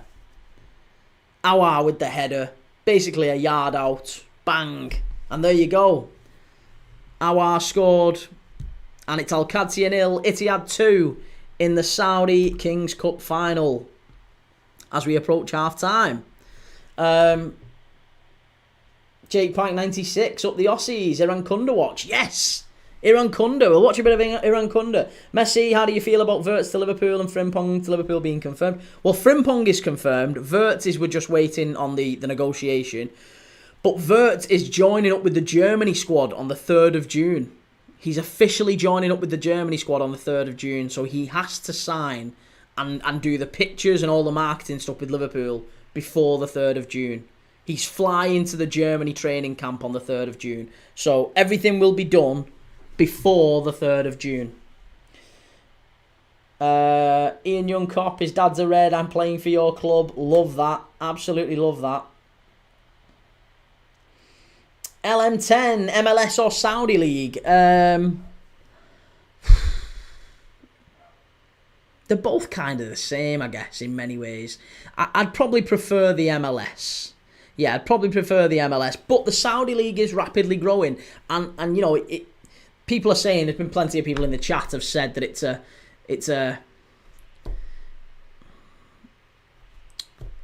retirement league. You know, pensioners club or whatever. You know, the old disparaging comments. And do you know what? I don't think that's the case. We've seen a lot of good young players come into the Saudi Pro League as well.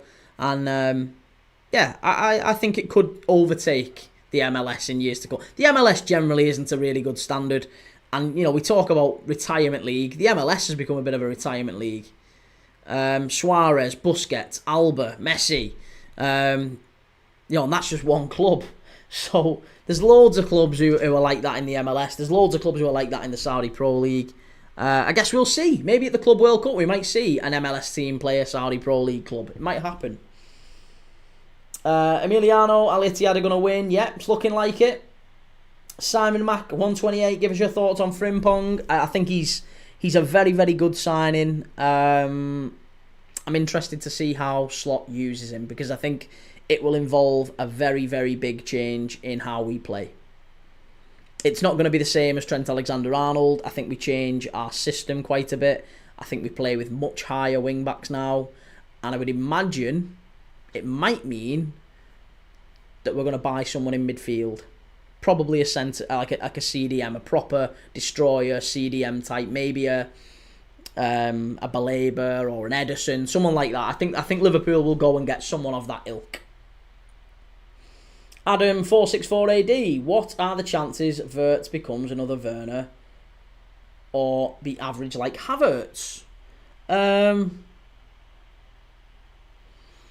I guess there is a chance. There's always a chance. You never know with football, but I think with Wirtz, he's as close to a surefire bet as you're ever likely to get.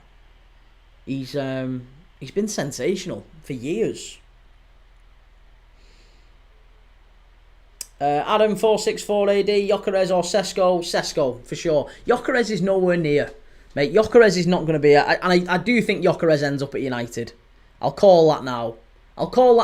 I think that is United's big replacement for Bruno Fernandes. They go and get Victor Gyökeres, and you'll get the fans calling what an unbelievable signing he is. I just don't see it. I don't see it. He got less goals in the Championship than Sammy Smodics did for Blackburn side last year. If Sammy Smodics can comfortably outscore Victor Gyökeres, a 24-year-old Victor Gyökeres as well, then I'm not overly concerned. Ian Youngcop, do you know that if you have a Barclays account and pay for Blue benefits, you can get the MLS for free? Really? I didn't know that. Ian Youngcop, Wirtz reminds me of a mix between Firmino and Coutinho. Definitely Coutinho. There's definitely a lot about Coutinho's about him. Yeah.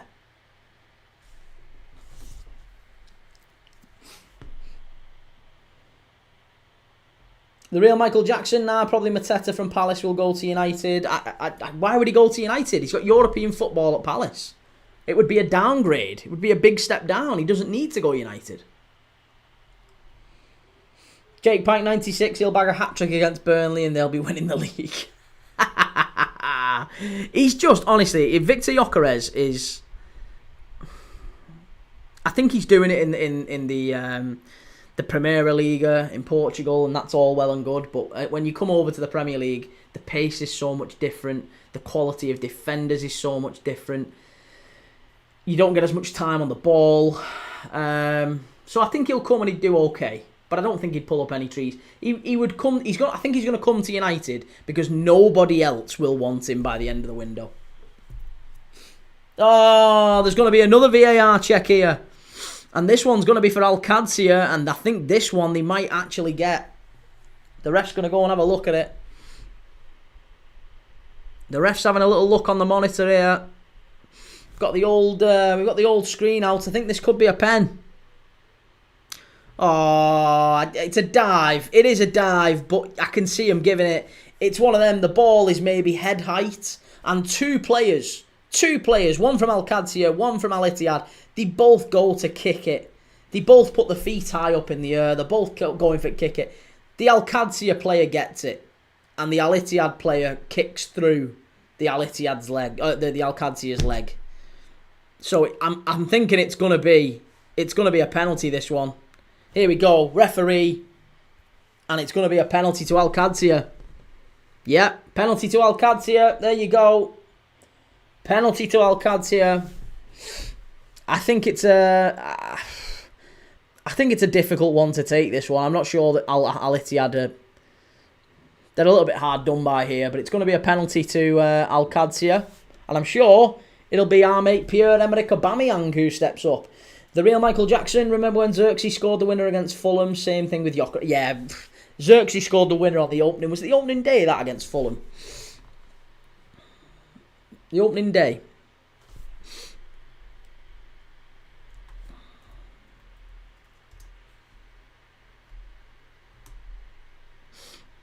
Oh, excuse me. Right, well, they're just lining up for the penalty here.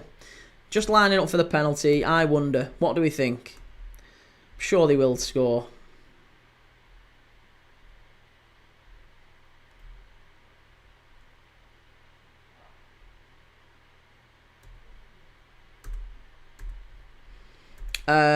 Right, yeah, it's Aubameyang, and it's a goal. Pierre-Emerick Aubameyang sticks it away. Get in. There you go. That's what we was hoping for. Sends the keeper the wrong way, low to the bottom left, and it's a goal for Al-Qadsiah. 2-1. Philippines 413, top 3 best CAMs in the world at the minute. Well, I mean, the 3 most obvious ones, isn't it? It's probably the 3 most obvious ones. The ones that everyone would talk about. You would say it would be Wirtz, Bellingham, Musiala. They'd probably be the 3, wouldn't they? Wirtz, Bellingham, Musiala. I don't think I would put Cole Palmer in that bracket. I think Cole Palmer is absolutely a right winger. I don't care what anyone says, and I think the Europa Conference League final proved that. What's up, Alan? Happy Frimpong Friday, everyone. Good to see you, mate. Messi fan, who's playing right now? It is Al-Ittihad against Al-Qadsiah in the Saudi Kings Cup final. And it's just coming up to half-time, and it's Al-Ittihad 2, Al-Qadsiah 1.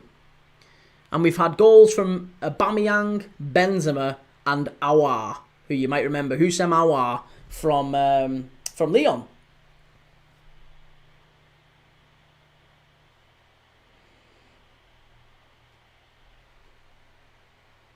Callum, Inter 2, PSG 1 tomorrow. You keep pushing that one. Ethan, can you have a look at what Mateus Fernandes did because he played with Gyökeres? Yeah, Mateus Fernandes is brilliant. Yeah, I like Mateus Fernandes. I just don't think that Gyökeres is going to come to the Prem and tear it up. Put it that way. Andy Willis, come back. Well and truly on. Come on, Al-Qadsiah. Ethan, Musiala played for Southampton. Did he really? I didn't know that. I know he played for Chelsea, but I didn't know if he played for Southampton. Jack, I don't know what you're on about, mate. There's nothing in the chat. There's nothing in the chat. There's absolutely nothing in the chat.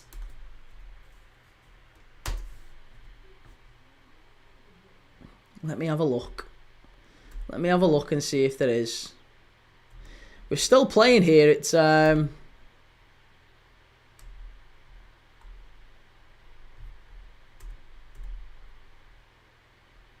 It's coming up to half time. Still playing. You on about? Who is? Jack, who are you on about?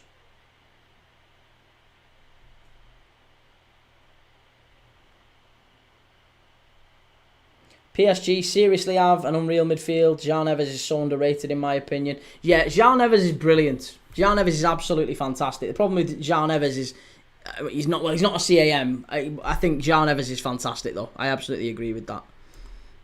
What's your pal? And if United had any sense, they'd accept £100 million for Bruno. They're not going to get 100 million, are they? They're not going to get 100 million.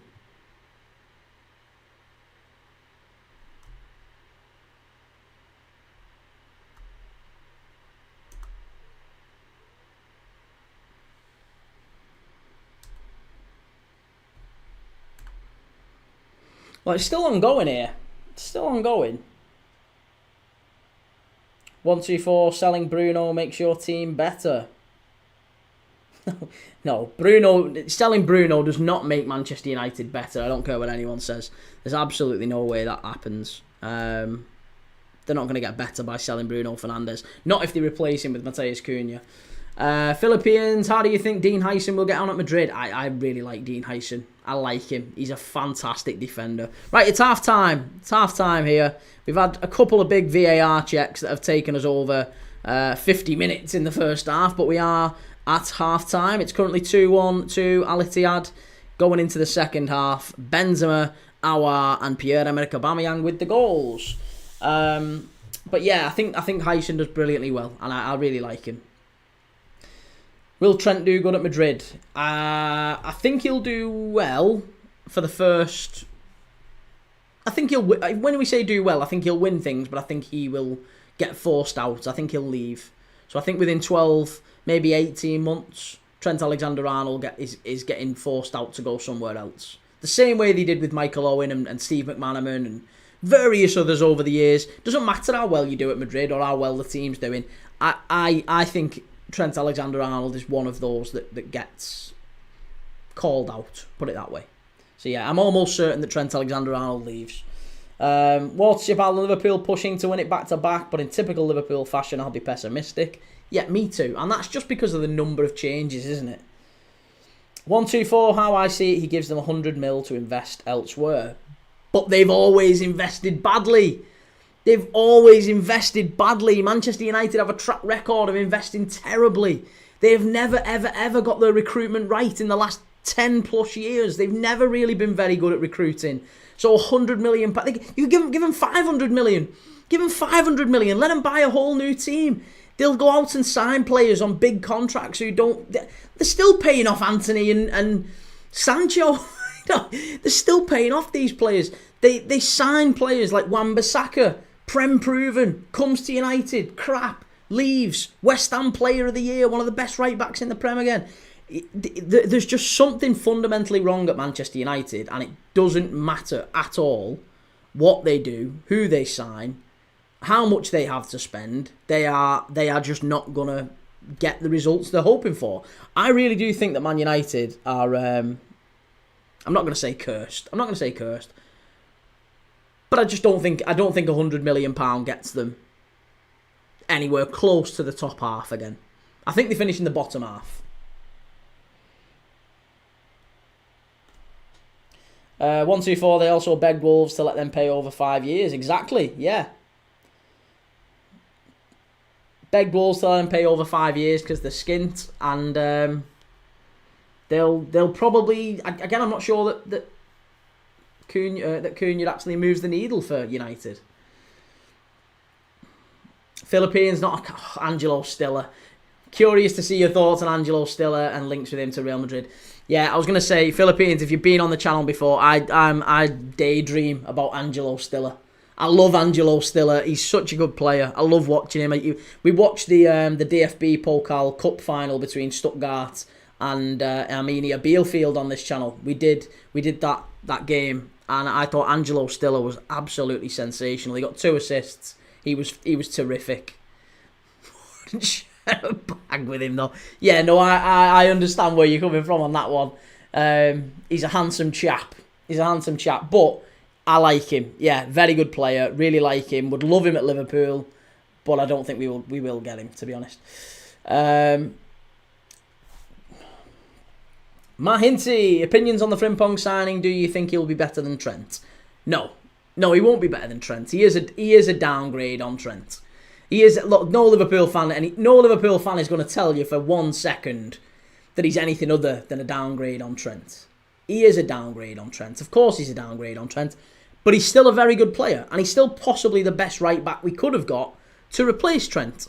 Because other than Hakimi, there's probably only Hakimi you could say is up there with Trent right now in world football. And after that, it's probably Frimpong. Frimpong's probably the next best. There or thereabouts. There's not really much difference between them. So I do think that Frimpong's a good value signing for Liverpool. I'm happy with it.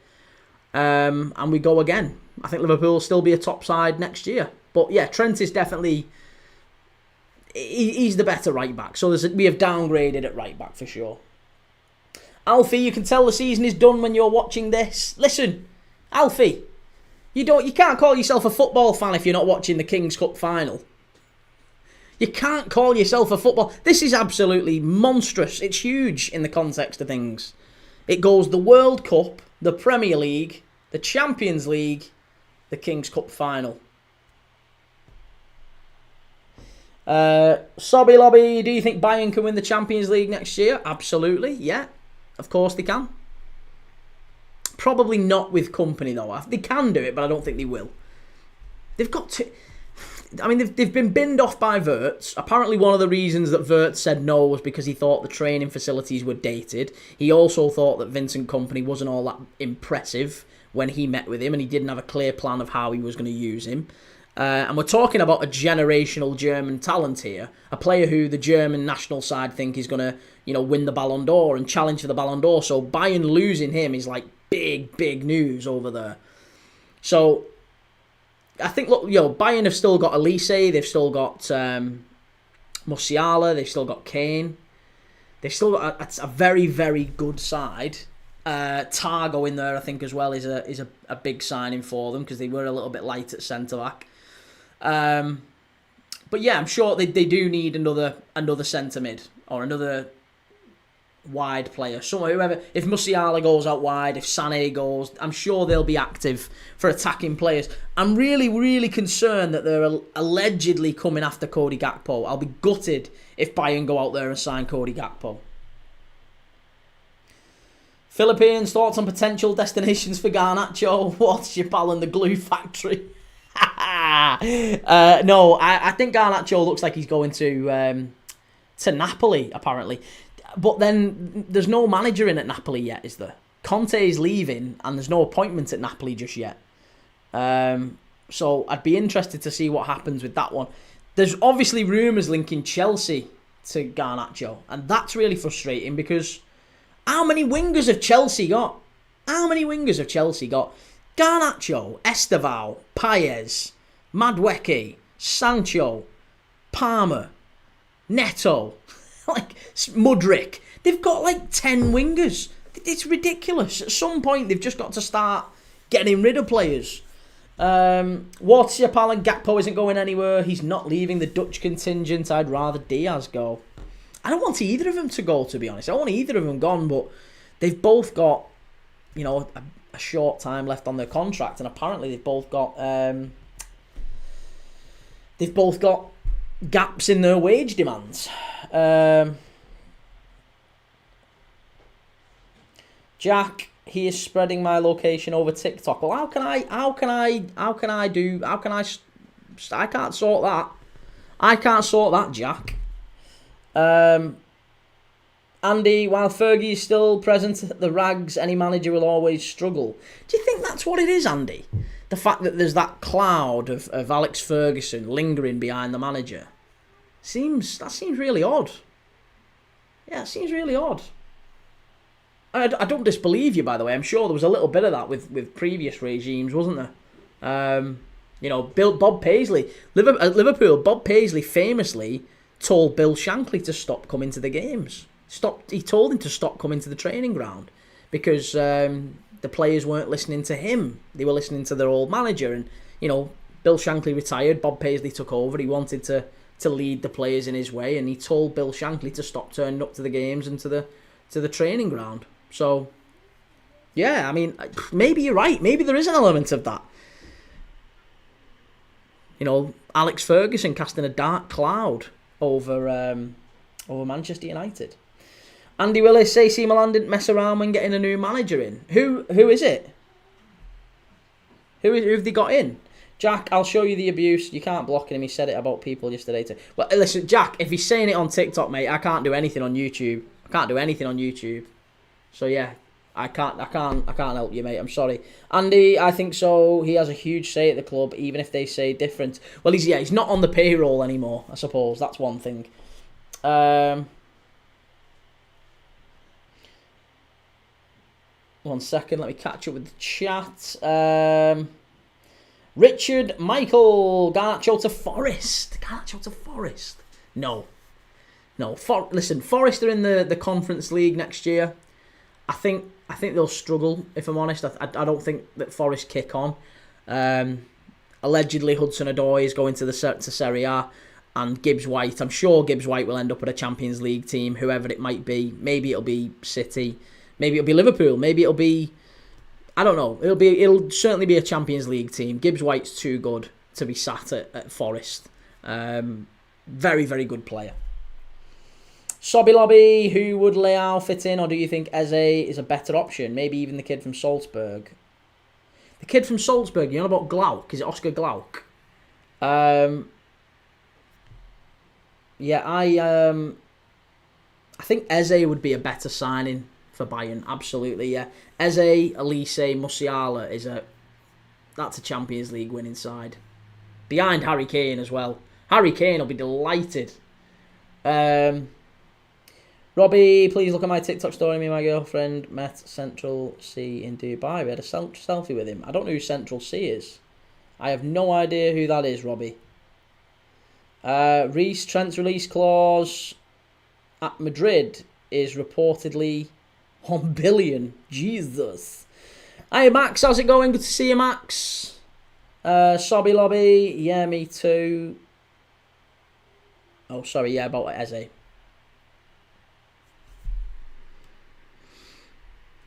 Right, let's catch up with the old YouTube. Oh, Allegri. Yeah, Allegri back to AC Milan. That's a good shout. I mean, look, to be honest, it can't get any worse, can it? It can't get any worse.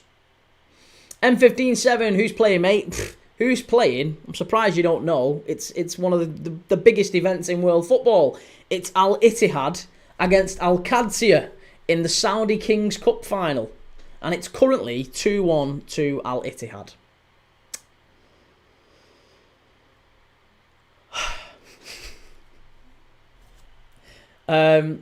Just a quick reminder, if you're on TikTok as well, by the way, we are live right now on YouTube. We're live on TikTok. We're live on Instagram, Facebook, X, all that good stuff. And on YouTube, you'll see, if you go to YouTube and you search on the schedule, you will see a full list of all the games that we have live over the next month on this channel. We're doing over 50 live watch-alongs next month, including all the World Cup qualifiers, the Nations League games. There's loads of World Cup qualifiers going on. We've got all the Club World Cup games. There's probably 25 of those games are Club World Cup games. So we've got loads of Club World Cup games going on. Ben, how long are you live for tonight, mate? Well, just till the end of this. So probably maybe another hour or so. Unless it goes to extra time and penalties, which it could well do. It's currently 2-1 to Al-Ittihad. Players are just in the tunnel, ready to come back out. So, Yeah, it's Al-Ittihad against Al-Qadsiah in the Saudi Kings Cup, Ben.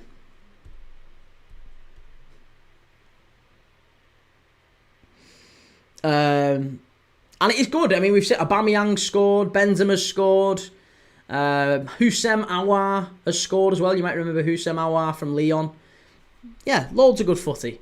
It's been good.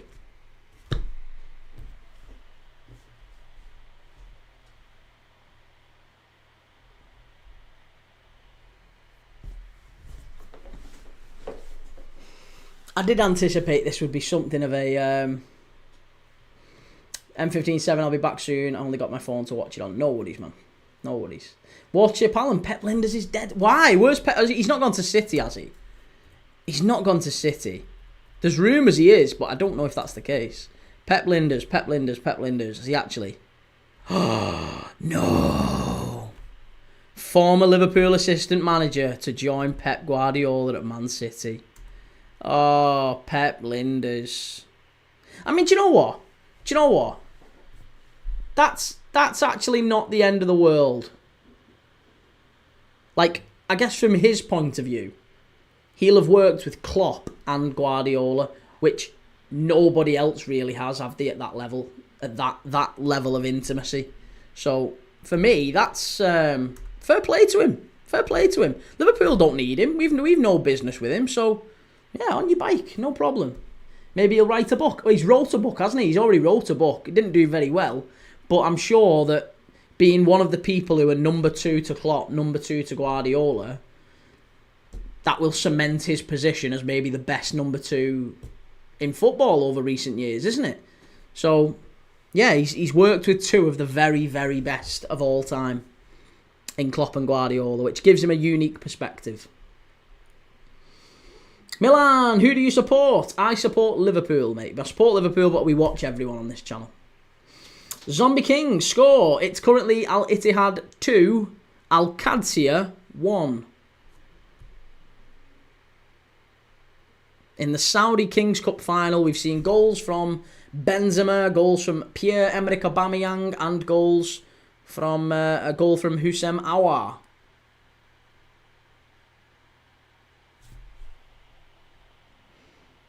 Watch your pal, and all he needs to do now is work with Gary Megson. Yeah, Gary Megson and Owen Coyle as well. Owen Coyle. FM No Casual, Shamrock Rovers for 152. Oh, I'm rooting for you, mate, but you know that it's not going to happen.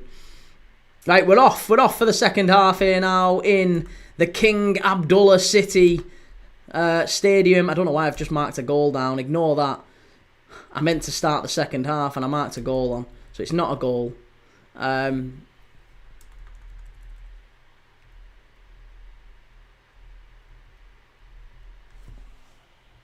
Ben, looks like we're getting the ex-Shakhtar gaffer. Think he was number 2 to slot at Feyenoord. My heart wants me to pursue Stevie. I can't help my heart going to that place.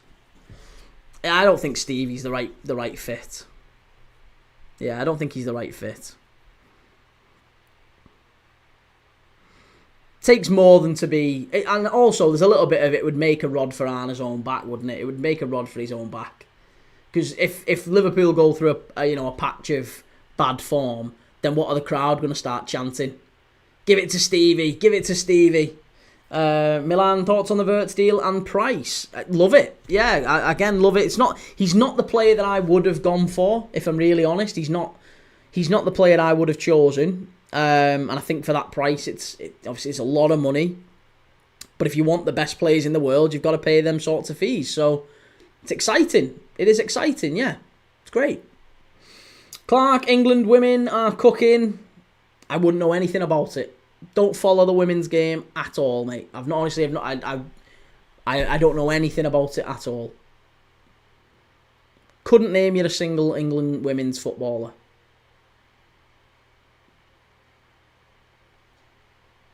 "5-0. Crikey, who are they playing? Long ball forward from Al-Qadsiah. Unlucky, really unlucky.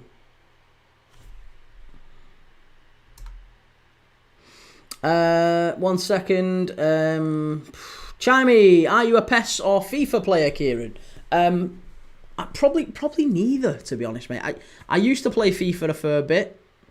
Growing up, I was definitely a Pro Evo player. Definitely played Pro Evo, probably up to about maybe 2014 or 2015. And then I stopped and only played FIFA. And from then on, I've been pretty much solid only FIFA for the last 10 to 15 years max, I would say.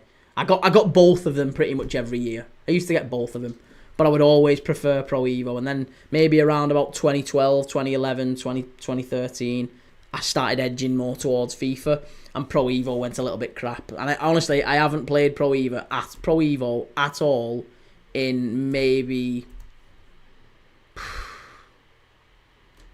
about 5 years. I don't think I've played Pro Evo at all in 5 years. And even FIFA, I bought FIFA this year, or last year, played it for maybe 2 or 3 months, and then I started this channel. I actually started Premier League Dad in December of last year, in late December, around Christmas time. And since then, I've just been busy working on this. I literally haven't played a single game of FIFA since then. And it's not that good anyway. This year's FIFA's been rubbish. So, I'll probably buy it again. When it comes out in September. I always do. And I'll see. I'll see how it goes.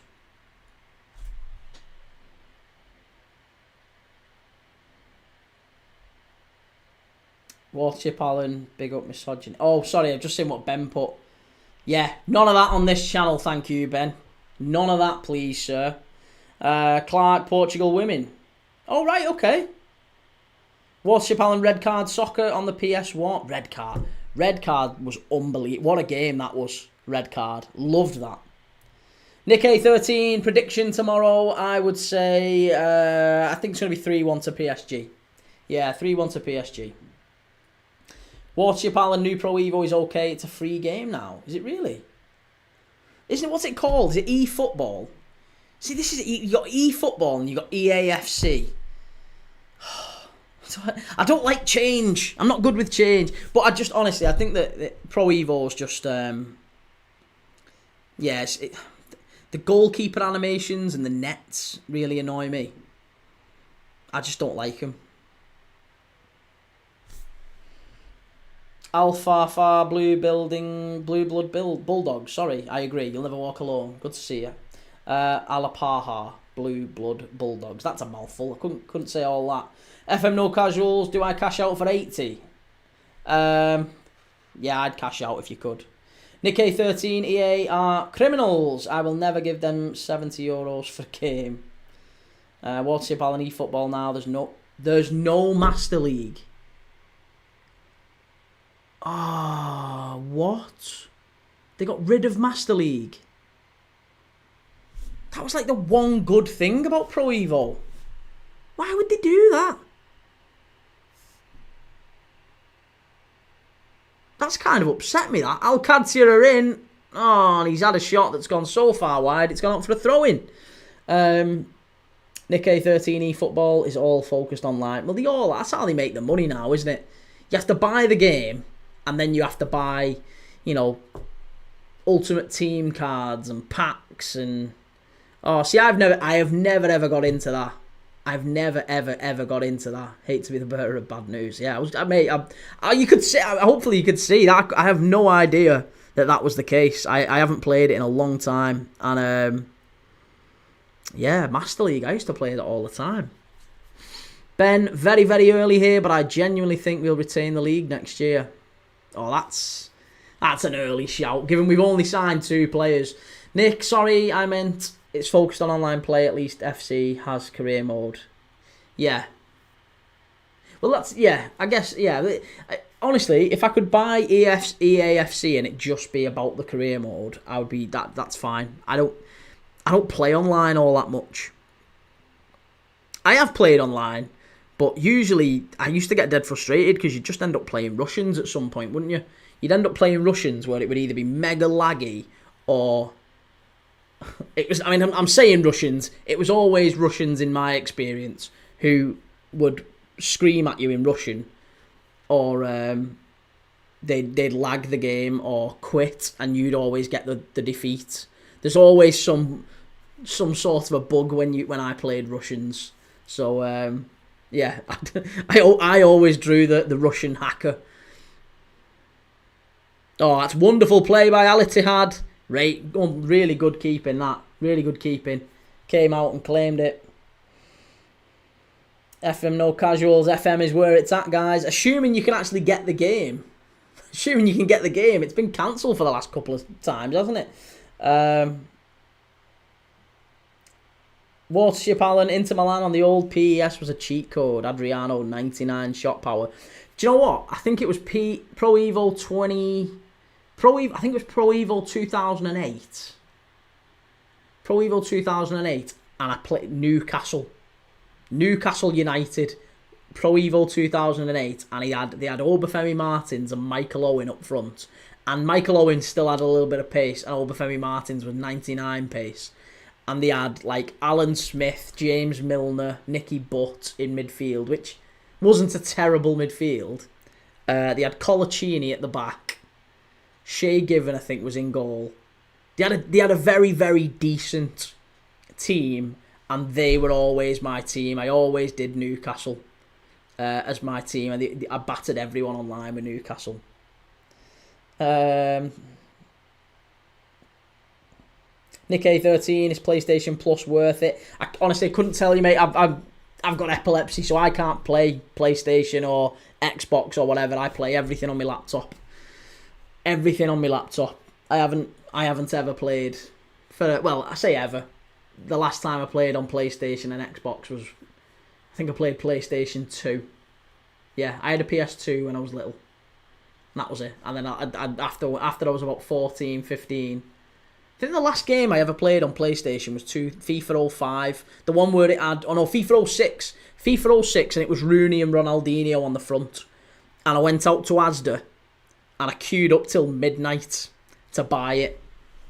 And I ended up staying up and playing on it until God knows whatever time, 1, 2 in the morning, like an idiot. Not realising that I had epilepsy, and then I had a seizure when I was 16 at 2 a.m. in the morning playing FIFA, and that's how I knew, right, well, you've got epilepsy now, so no more of that.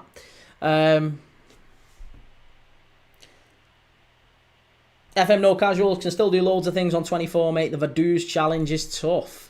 I've been tempted to buy FM Footy Manager 24, but I just don't have time with all this. I don't have time. Watership Allen, the game died to death when it went to next gen on the 360. Ben Twist, never liked the silly names on PES. Merseyside Red. Oh, I did. See, I thought that was quite endearing. The Trad Brick Stadium. The Trad Brick Stadium and the Red Cauldron was Anfield.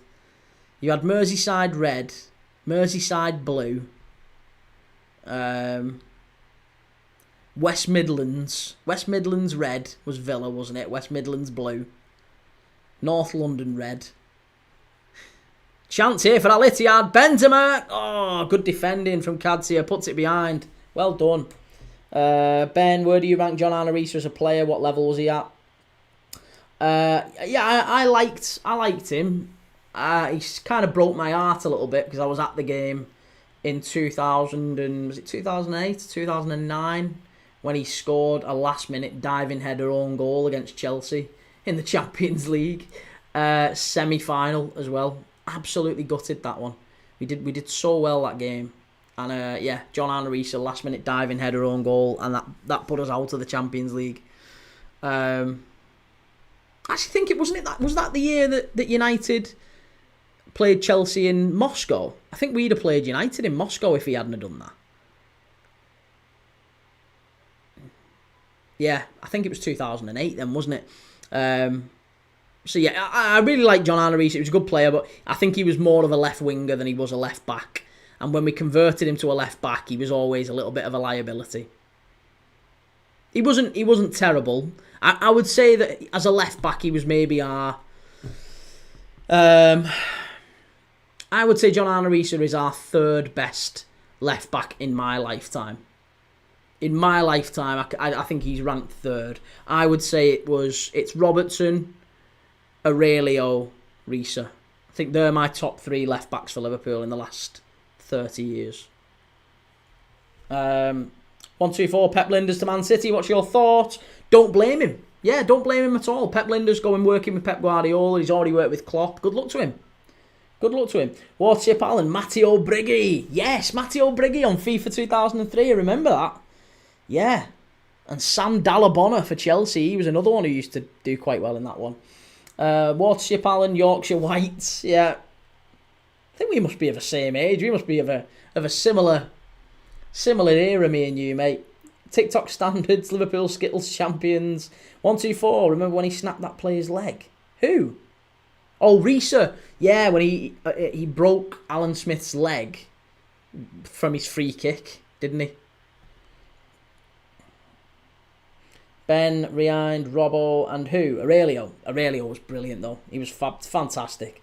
Cristiano Ronaldo, Liverpool have signed Frimpong.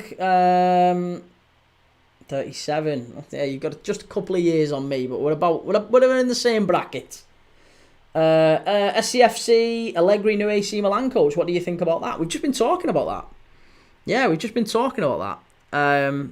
Interesting appointments. I think he will get him back up there, won't he? He's a good manager, Allegri. 1, 2, 4. My lifetime would be Robertson, Alberto, Moreno. Shit, but his goal against Spurs was sick. Nah, listen, he was unreal. He was absolutely unreal, Robertson. And I mean, even now, I'd still say he's one of the best in the league. So, yeah.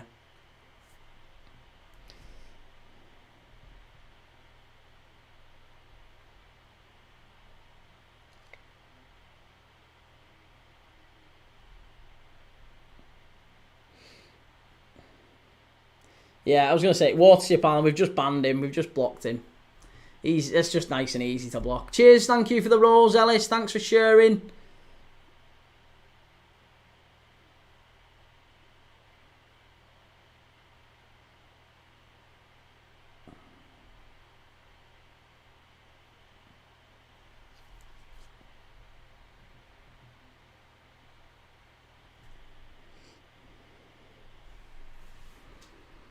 Right, we're underway here again. There was a slight break in play due to an injury, but we're back underway again.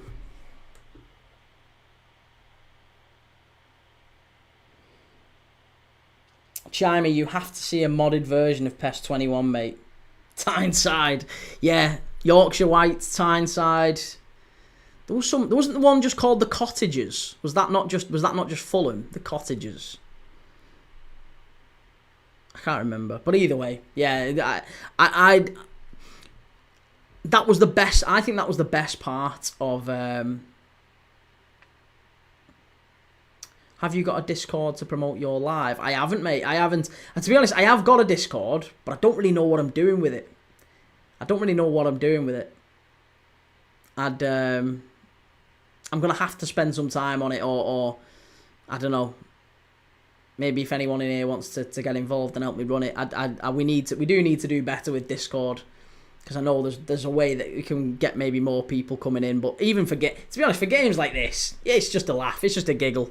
Chance here, Bergvine down the left hand side. Oh, it's gonna be a goal kick. Andy, come on, Al-Qadsiah, equaliser incoming. Yeah, I was gonna say, listen, this was always gonna be a bit of a dud. Josh, do you think Sesko would do well at Arsenal? I think he'll do well, but it'll take him a couple of years. I don't think he's like a ready-made come in and start scoring and start getting Arsenal up to the Premier League title. I don't think he's not that. So I like Sesko, and I think he's a good striker, but I would have been more concerned about Arsenal challenging for the league if Arsenal had gone and signed maybe Watkins or Isak. Exactly, I agree. Watership Allen again, you've read my mind. I think he's very much a project striker, a bit like Ekitike. Yeah, I totally agree with that. I would say exactly the same. But nevertheless, he's a very good striker. But I remember watching Lee Judges on AFTV. He was talking about Arsenal and what they need to do this summer. He was getting very animated and very angry at the fact that Arsenal hadn't won a trophy and Spurs had, and Arsenal have had another season where they've not quite made it and they've bottled it and all this sort of stuff, they said. And he made quite a strong point of saying, I do not want us to go out there this summer and sign another striker who's going to come in and take a few years to get going. We need someone now. We need someone right now who can come in and win right now. We need Isak. We need someone like that. And that's not what they've done. If they go and get Sesko, they're going getting exactly the sort of striker that their fans don't want them to get. Aham on top. I'm a Liverpool fan for life. What team do you support? Yeah, I'm a Liverpool fan too. Me too. Ronnie Dodge, good to see you, Ronnie. How you doing? Ben, I really fear Ekitike will be a disappointment. I don't. I do think, again, it's a little bit like Sesko. You could sign either Ekitike or Sesko, and I think in 2 years' time, you'll look back and say they've both done all right. And if I'm honest, I feel the same with Darwin Núñez. I think whoever signs Darwin Núñez will still be getting a very good striker. I still think he goes on and does really well in his career. He's not been a terrible striker for Liverpool. You know, the argument that he's a flop or whatever is nonsense. He's won a Premier League title with us. He's won an FA Cup, League Cup. He's scored big goals for Liverpool this season. And if we get a striker in who helps us win, that's the end of it. Look, you don't necessarily want a striker to come in with the aim of them scoring 30, 40 goals. That's not necessarily what Liverpool need. One of our best ever teams, you know, Firmino, didn't ever score anywhere near that, but he linked things up nice and we had a great team. So it's just about what the team wins. And if you measure success in that way, then Darwin Núñez has been a successful purchase. Naby Keita, successful purchase. If they come to the club and the club is successful with them playing a pretty big part in it, then successful purchase.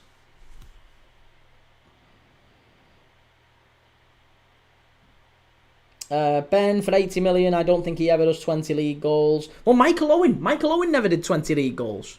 Michael Owen never did 20 league goals and he won a Ballon d'Or. So, go figure. Michael Owen is one of the most rejoiced centre-forwards of our time when I was growing up. And, never quite managed 20 league goals. He had 19 in one season and, Michael Bridges got more than that.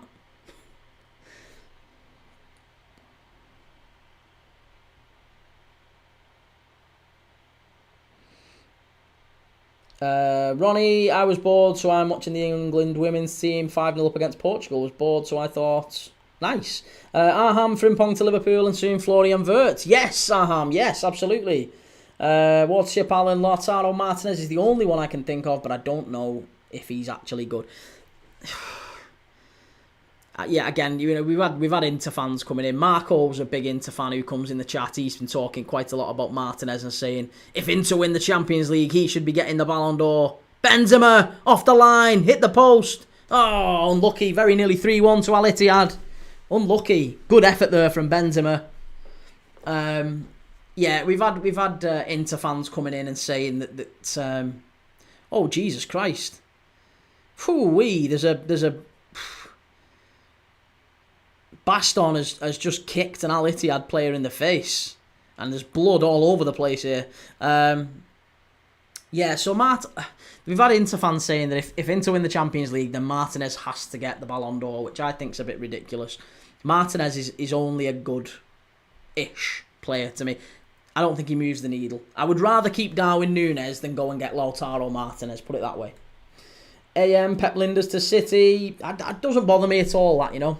Doesn't bother me at all. Pep Linders, good luck to him. We've no need for him. King Lawrence 880, don't think next season will be a high-scoring season. Why not? Worship Allen, if we get Wirtz and Kirkes over the line and a striker, do we owe Richard Hughes an apology? For what? Was there anyone really having a go at him? Worship Allen, Martinez, Icardi, all the same. Yeah. Do you know who I do want? Or do you know who I do quite like? Who's an underwritten... It's a name that I've not really seen be mentioned. And then I saw randomly someone talking about him earlier today. Goncalo Ramos. at PSG. Ramos at PSG, and I also wouldn't mind us taking a look at Kolo Muani. Either of them two, I really, really like. I don't necessarily think they would move the needle. I keep using that expression, but I do think they're excellent footballers. Ramos is a good shout, to be honest. He's on my list for United. Yeah, Goncalo Ramos is... I think he's so good. So good. Warship Alan, I mentioned Ramos a while back in here. Surprised his name has been mentioned enough. Yeah, it feels like he's just not... He's gone off the boil. He's still fairly young as well, isn't he? But he's gone off the boil a little bit at PSG. Reese, let me join. I have Paul knowledge. Chris, can I join? Mate, we're doing watch along. Sorry, lads, we're doing watch along. So we're going to be watching the game. So yeah, we're not going to be talking with other people in the live anyway. We're live on YouTube and other things right now as well. Ronnie, I thought Bruno found to Saudi is inevitable. Oh, Bruno to Saudi is inevitable. Yeah, well, yeah, and I think that's the right thing, isn't it? He's only 23. 23 for Ramos. There's a player there. There is a player there, isn't there? Definitely a player.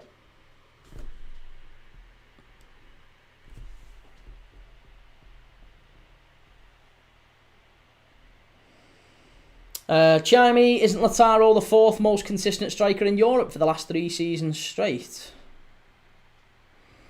Possibly. Yeah, possibly he might be. I don't know. I can't say I've heard anything to the contrary, so I'll go with that. Why not? Warchip Allen, hear me out on this one. I like how he plays Jorgen Strand Larsen. I know what you're saying. Just don't know if he's elite. If we were getting rid of Jota and Nunes, then I would absolutely be supporting you on that one. Ronnie Dodge, who do you want to win tomorrow night? PSG. Yeah, PSG. I want PSG to win. 1, because they haven't won a European Cup before. 2, I think because it'd be quite funny given that they sold Mbappe and then PSG go and win the European Cup. And 3, because Luis Enrique, you know, the whole story of him and his daughter and everything. Given I've got a little girl myself, it kind of it touched me a little bit, that one. So I'm hoping that Luis Enrique wins it for him and his little girl. Yeah.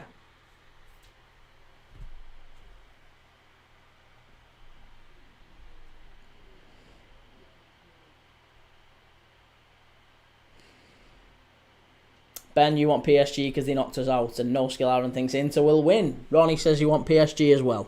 I think it'll be fairly close, but I do think PSG just about get it done. I think they're a better side. Abs, are you into ladies rugby? No, not ladies rugby. I'm not into rugby full stop, so it's not really anything to do with it being ladies. I'm not into ladies rugby. I'm not into ladies football. It's a completely different sport to me. But I'm watching a lot of football. That's what we do on this channel. I bet you do, Alan. Are you a Liverpool fan, says Abs? Yes, I am a Liverpool fan. Yep. Ronnie Dodge, PSG have knocked out most of the English teams, to be honest.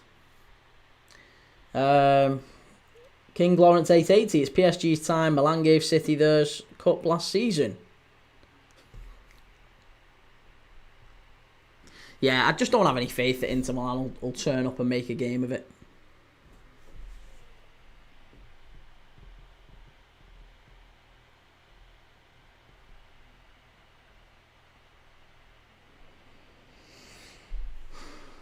Aaron, are you happy with Liverpool signing so far, or do you want more?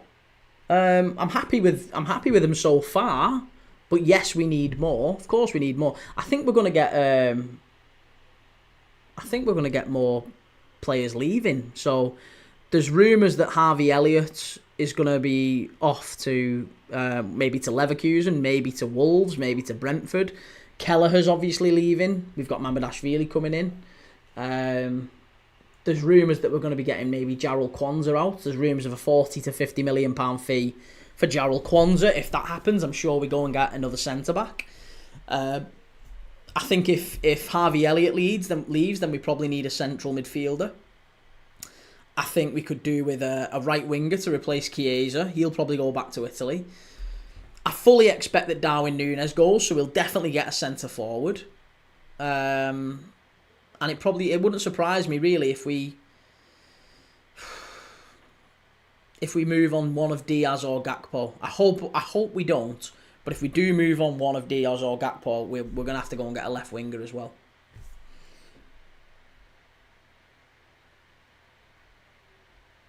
Abs, that fan was stupid on Monday. Do you rate Slot? Yeah, love him. He's brilliant. Ronnie, I looked up Bruno going to Saudi. It's pure profit as well. Paid Sporting a while ago. It is, but I still don't think you're going to get 100 million for him. I don't know where that's coming from. Gust, how have you managed to get 10 mil out of Trent? Because they really want him for the Club World Cup. They want him for the Club World Cup, and we've got him, so they can either have him now. And they've taken the wages off us and all of the bonuses that he's due.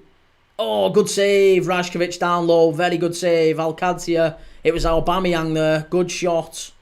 And from the edge of the area, I think Aubameyang should have done better, to be honest. But Rajkovic save there. Still 2-1. They want him for the Club World Cup. They want Trent for the World Cup. And the only way that they get him is by getting him to release him 30 days before the end of his contract.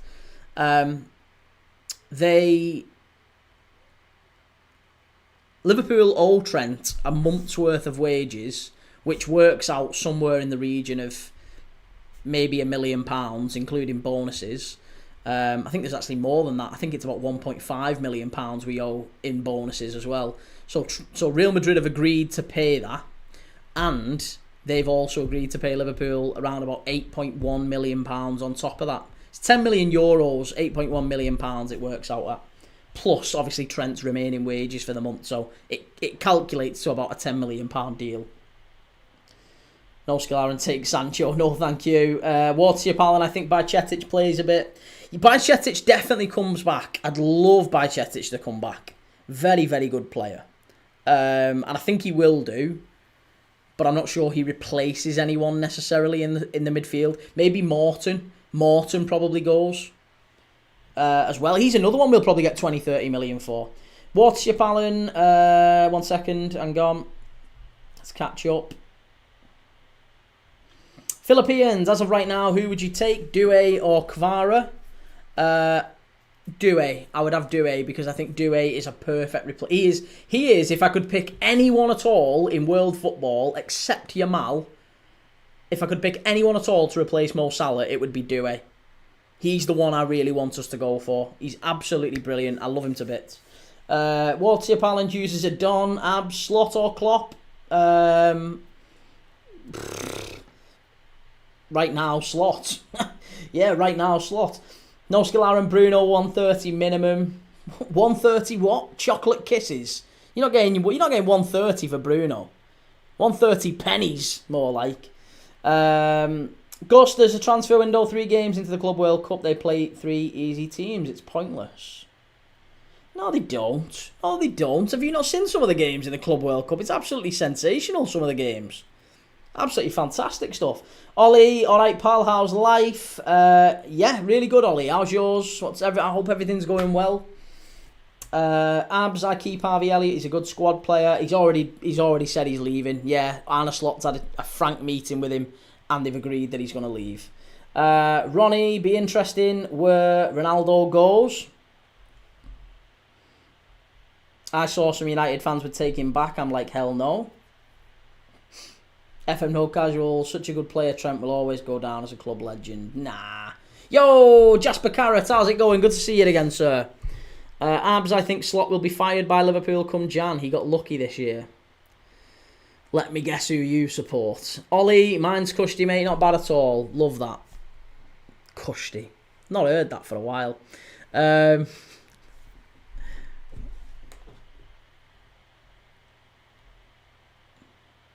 Chimey, women's football is easier to predict, but at the cost of very low odds. I wouldn't know that. I wouldn't know that, but I'll take your word for it. FM No Casuals, love Trent though, such a model professional. Stop trying to wind me up. Stop trying to wind me up.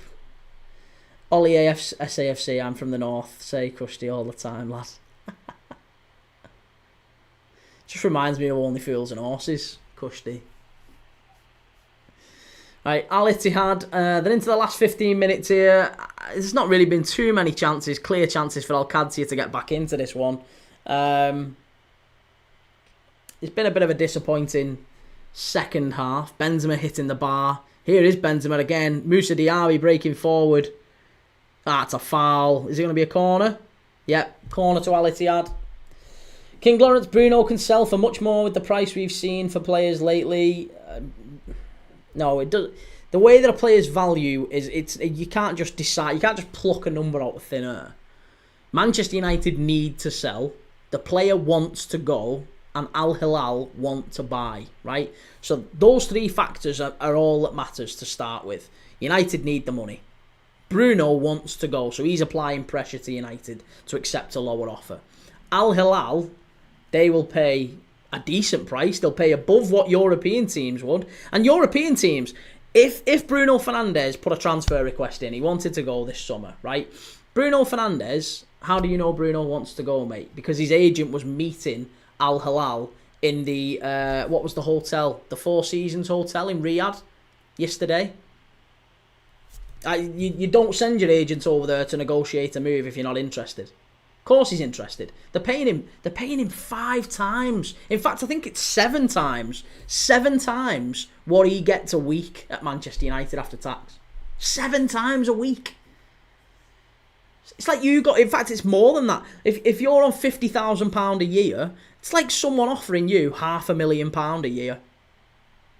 That's literally like what it's like if you consider it more of a multiplier, because moving the needle from 50 to 350 probably isn't the same as going from 100,000 to 750,000, if you know what I mean. So it's not just 1 times 7 for someone who's like a normal, quote unquote normal person. It's probably more like 1.5 times that. Anthony Dorian, I think he'll stay and get an increased contract from United. Why would he stay? Why would he stay? He's 31, mate. He's 31. I'm sure he wants to win things. I'm sure he wants to... And if he doesn't want to win things, at the very least, he can go and secure his future for his family. He can't do these things at United. And if I'm honest, I kind of feel like he deserves to go. The guy's... the guy's had a torrid time at United over the years. He's carried you. He's been your best player. He's carried you. You can't say that he's not tried. And yeah, I think United need the cash. And that's what I actually think Man United are pushing the deal maybe as much as Bruno Fernandes. I think there's a very good chance, actually. And we might even learn this after the deal comes out. I think you might find out, after all of this, I think you'll find out that Man United pushed for that deal to be done.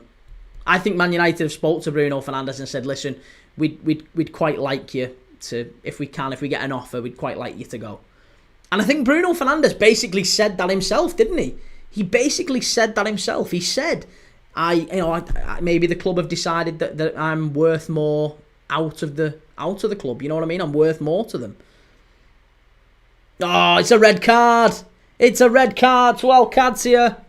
There you go. We've had a red card in the game. I think is it Nahit Hernandez, the Uruguayan midfielder? I think it is. It's been a red card here.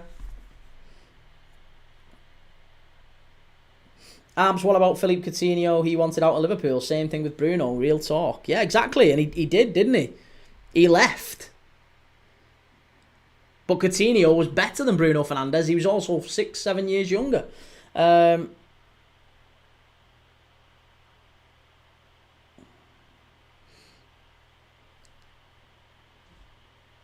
Yeah, it is. It's a red card here to Al-Qadsiah. I think, is it a second yellow or is it a straight red? I'm not sure.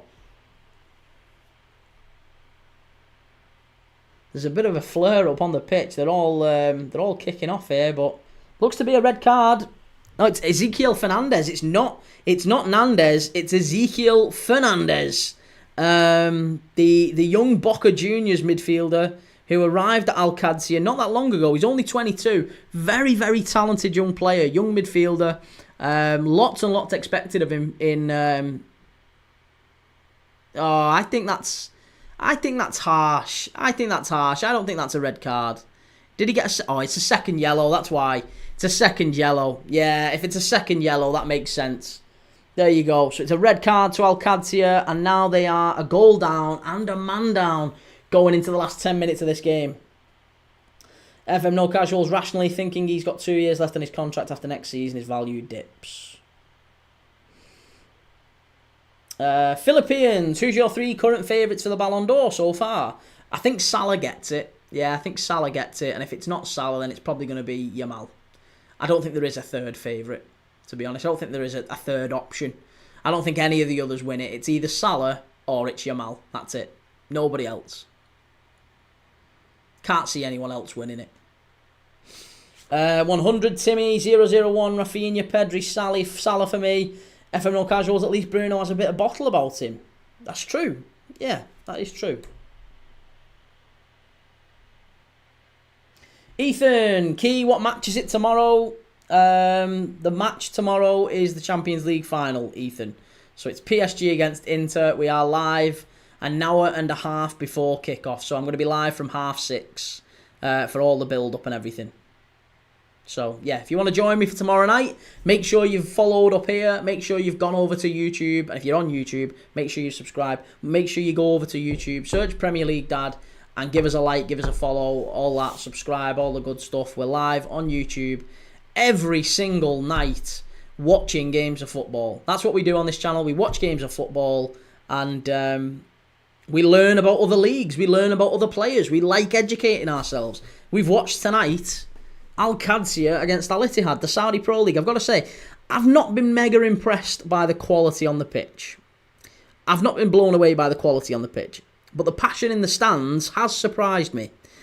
I had an impression coming into this game that the Saudi Pro League was played in front of dozens of fans, hundreds of fans. And that's been blown away tonight because it's a packed stadium here at the King Abdullah City. It's a packed stadium. And I do think that the passion in the stands, it's definitely a growing sport over there. They're obviously investing an awful lot in the stadiums, and we've seen that with the infrastructure that's being built over there. The players, obviously the playing side, they're investing lots in. We know that. The quality on the pitch, I still think there's room for improvement. There's definitely room for improvement.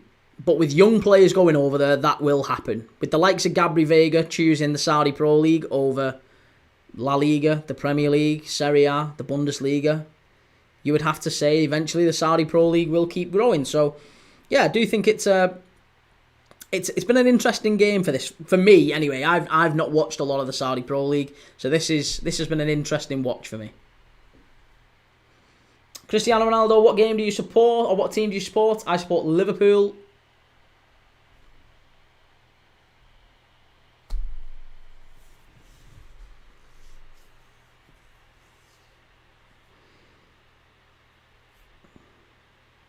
Five minutes plus added time. That's not very nice, Blanchmeister. That is not very nice. Surely wouldn't thank you for that. What do you think of Pep Lijnders? Fine. Yeah, no problem with it. No problem with it. He's had the opportunity to go and work under Pep Guardiola. He worked under Jurgen Klopp for many years. Why wouldn't he? You would argue he's been maybe one of the best number 2s in world football. To have worked with both of those, that's a very, very rare insight. To have worked behind the scenes with both of those managers. 2 of the best managers we've ever seen. So I ain't got a problem with it. I haven't got a problem with it. Liverpool don't need Pep Lijnders. We don't need him. He left the club when Klopp did, and yeah, we've moved on. We're Premier League champions. Why would we care where he is? He played a big part in Liverpool's history. I've no problem with him going to Man City. Good luck to him. Good luck to him. Scotland, are you a Liverpool fan? Yeah, I am a Liverpool fan.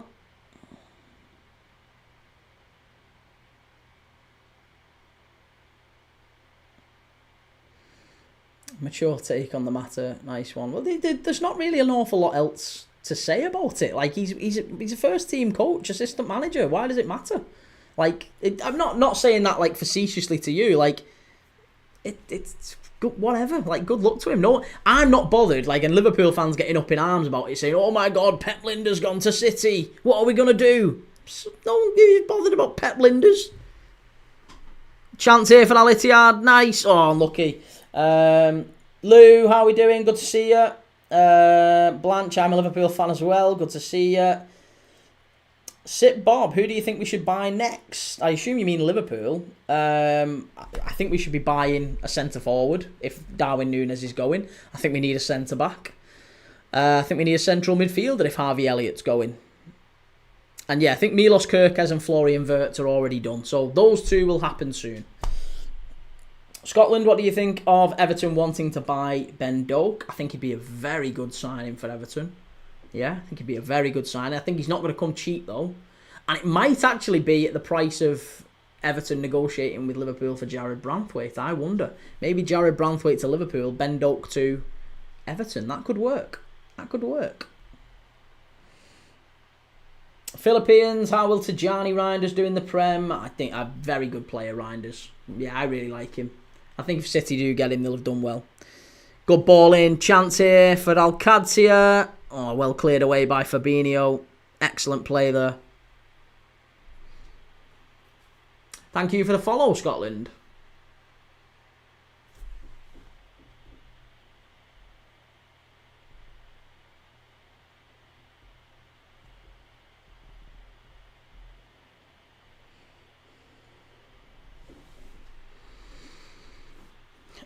You say those positions where we need, but who would you buy in them positions? Well, the thing is, if I'm going to be honest with you, I wouldn't have bought Frimpong or Wirtz.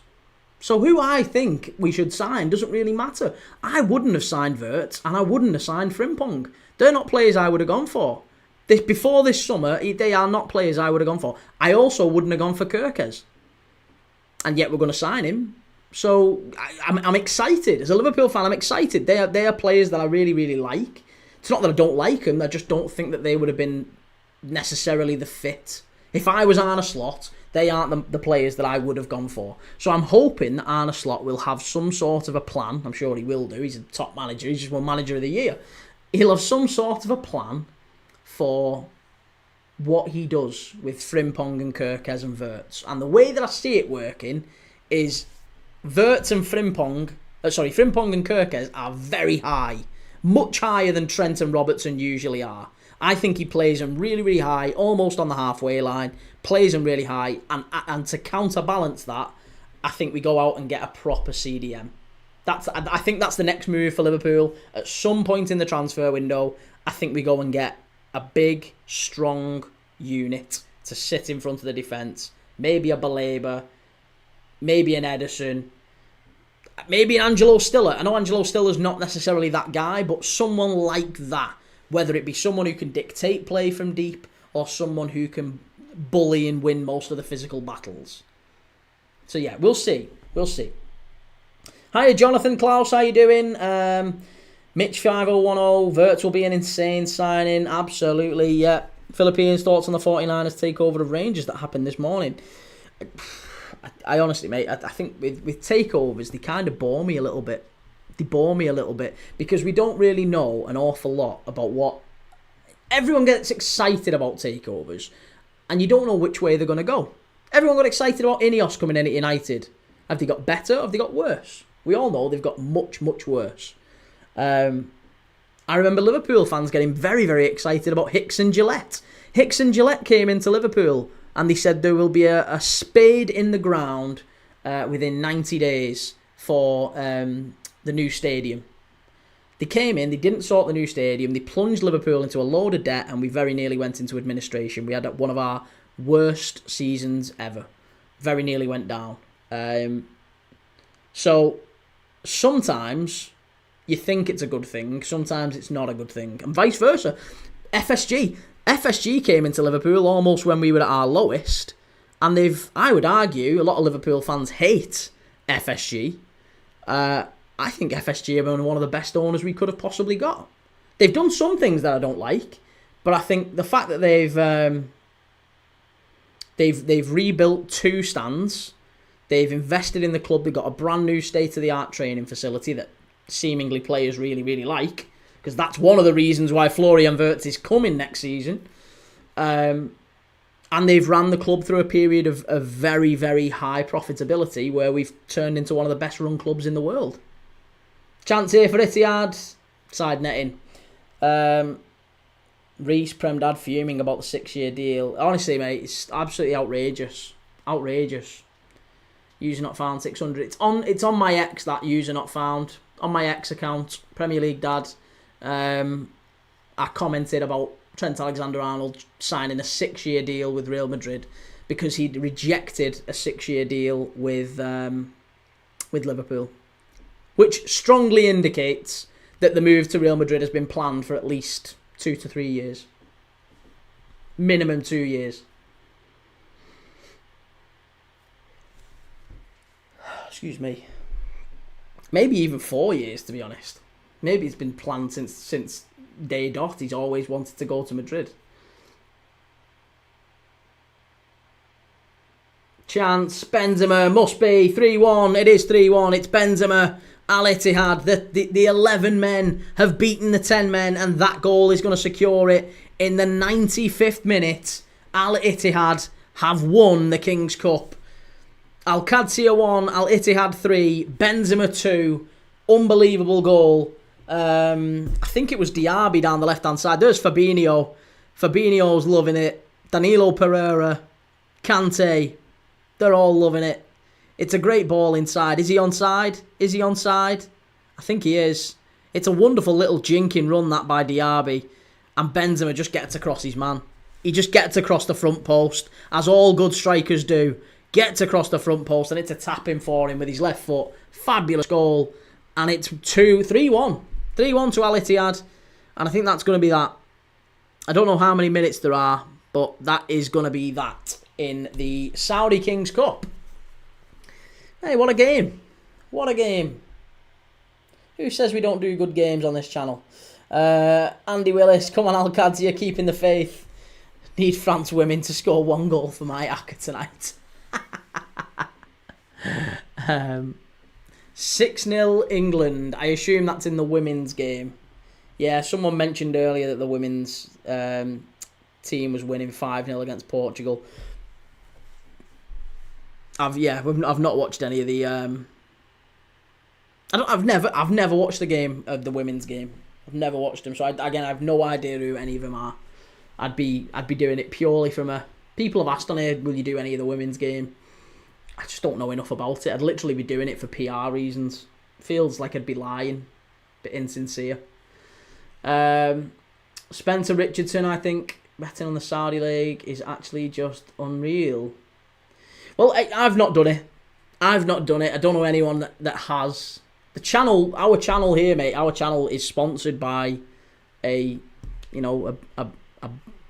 bookmakers company, but we've turned it off for this game. Most of the time, it's a win BTTS. Right, okay. I wouldn't know. Ronnie Dodge, how do you think we should reinvest the Bruno money? I really do think that the smartest thing Manchester United could do is go and get Bryan Mbeumo. I don't think you will get Bryan Mbeumo for what it's worth. I don't think you will get him. I think he'll go to Newcastle. But if you do get Bryan Mbeumo, then I think Mbeumo and Cunha behind Gyökeres could be an attack that gets United maybe back into the top half next year. Not anything like you'd still have issues with Onana, the midfield, Casemiro, Dorgu, Dalot, Maguire, all of that. That's still going to be there. That's still going to be an issue. Of course, it's going to be an issue. But I think if you just threw 60 million at Gyökeres and 50 million at chance for Al-Qadsiah off the post and over the bar. Al-Qadsiah could have made that 3-2. Poor, really poor. Aubameyang frustrated, and I think that's going to be it. I think if you just threw money at Mbeumo and Gyökeres and you make your attack very, very decent. That would be what I would advise United do, especially if you're losing Bruno Fernandes. That is your best. That's your best player. Your very, very best player. Spencer, Bruno's unreal for us, but even with him, we are bottom of the league. We need money and depth. You've got neither, have you? You've got neither, and it feels that's the problem with United. It feels like you've got areas all over the pitch that you need to improve, and you're not going to be able to improve all of them. Onana, you definitely need a new keeper. I think you need a new fullback or a new wing back. I think you definitely need at least one, maybe two centre backs. Casemiro doesn't start in a midfield that qualifies for the Champions League. Don't care what anyone says. So you need at least one midfielder, probably two. You need a centre forward, and I'm not sure you get a centre forward if you've got Xerxes and Højlund. So you're going to have to find a way to move at least one of them on. That's not going to be easy. Garnacho's going. That's probably a replacement for Cunha. So maybe Garnacho, Cunha replaces Garnacho. You've obviously got Ahmad on the other side. That's not bad. That's good depth. But yeah, midfield is an issue. Defence is an issue. Goalkeeper's an issue. Centre forward's an issue. And I actually think that United need the Bruno Fernandes money to fund just what they were going to do this summer. It's not extra. It's not like, oh, we're going to chuck 100 million at it and now we're going to sell Bruno, so therefore it's 200 million. I think United fans are going to be in for a shock this summer. They're going to be in for a real shock. Spencer Richardson, that's what I mean. So I would take 100 mil all day. I really think it's going to be closer to 80 mil. And I think even at 80 mil, it's daylight robbery. And there you go. It's game over here. It's Qadsiah 1, Al-Qadsiah 1, Al-Ittihad 3 in the Saudi Kings Cup. And Benzema runs onto the pitch. They've won it. They've won it. It's another trophy to add to his...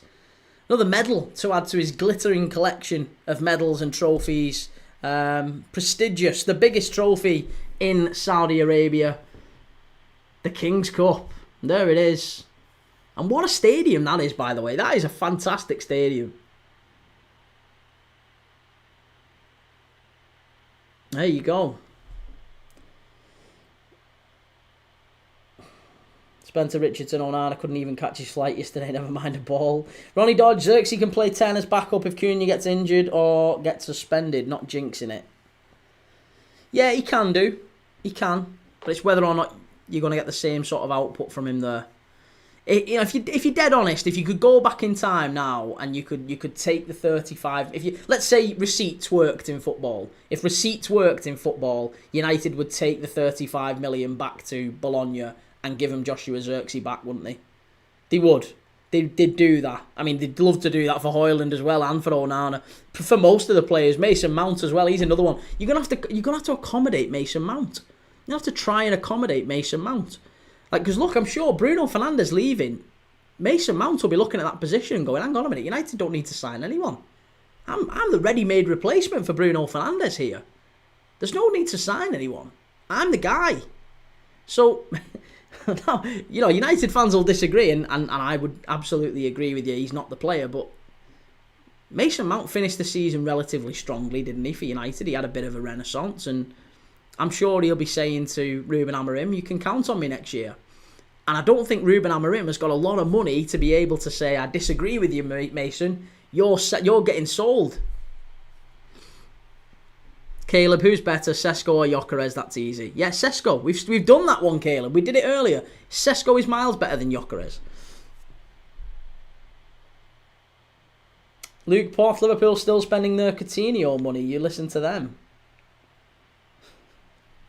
We're not spending our Coutinho money. We're spending the money that we haven't spent for years. Ronnie Dodd, give me a DeLorean. I'd go back to change some of these transfers. What do you mean, how can you say that? Because Sesko's playing in a better league and doing better. That's why. I just don't rate the Premier Liga. Mason Mount's a player. Is he such a player that he would replace Bruno Fernandes, though? 1, 2, 3. Man United are awful. They're a bog standard team now. Proper shit. I love it. Luke, if they sell Bruno for 100 million, it's pure profit and enables them to spend up to 250 million just by sale. Luke, I'm guessing you don't know very much about finances or haven't had a look at Manchester United's finances or seen the interview with Ineos and Jim Ratcliffe where he literally says the club was going to run out of money. Or the fact that Manchester United was bought by Ineos, Jim Ratcliffe, for 33 pence a share, and it's now worth 13 pence a share on the stock exchange. Like the value of the club has tanked. They still owe £300 million on players who they've already decided are not good enough. Anthony, Sancho, there's still all that money still to be owed out.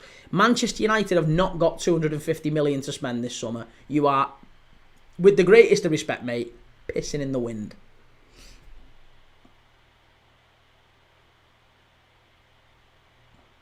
Money Dodge, Mason Mount is okay, but he can't stay fit. This is the longest he's been fit since joining. Yeah, absolutely. Davo86, thoughts on Frimpong being a so-called right back? Fine, he's played right back for a big chunk of his career. So yeah, I'm sure he'll do fine. Luke Poth, stock exchange means nothing. They'd still go for 6.7 billion. I don't think they would. I don't think they would. And irrespective of that, that doesn't matter as far as the debt is concerned. Berger, Gauti, Janssen, last minute to win over the league in Portugal was Nunes. That went well. Sesko is better. Look, exactly. Nunes was smashing him in Portugal. So I just don't understand why you're looking at it and saying it's like a very, very obvious thing that Gyökeres is better than Sesko when Gyökeres couldn't. Let's look at the Championship. We've said that. Gyökeres got 21 goals in the Championship when he was 24 years of age. Adam Armstrong got 21 goals in the Championship last year. Adam Armstrong got the same number of goals as Victor Gyökeres in the Championship. Sammy Smodic's got far more. He got 27.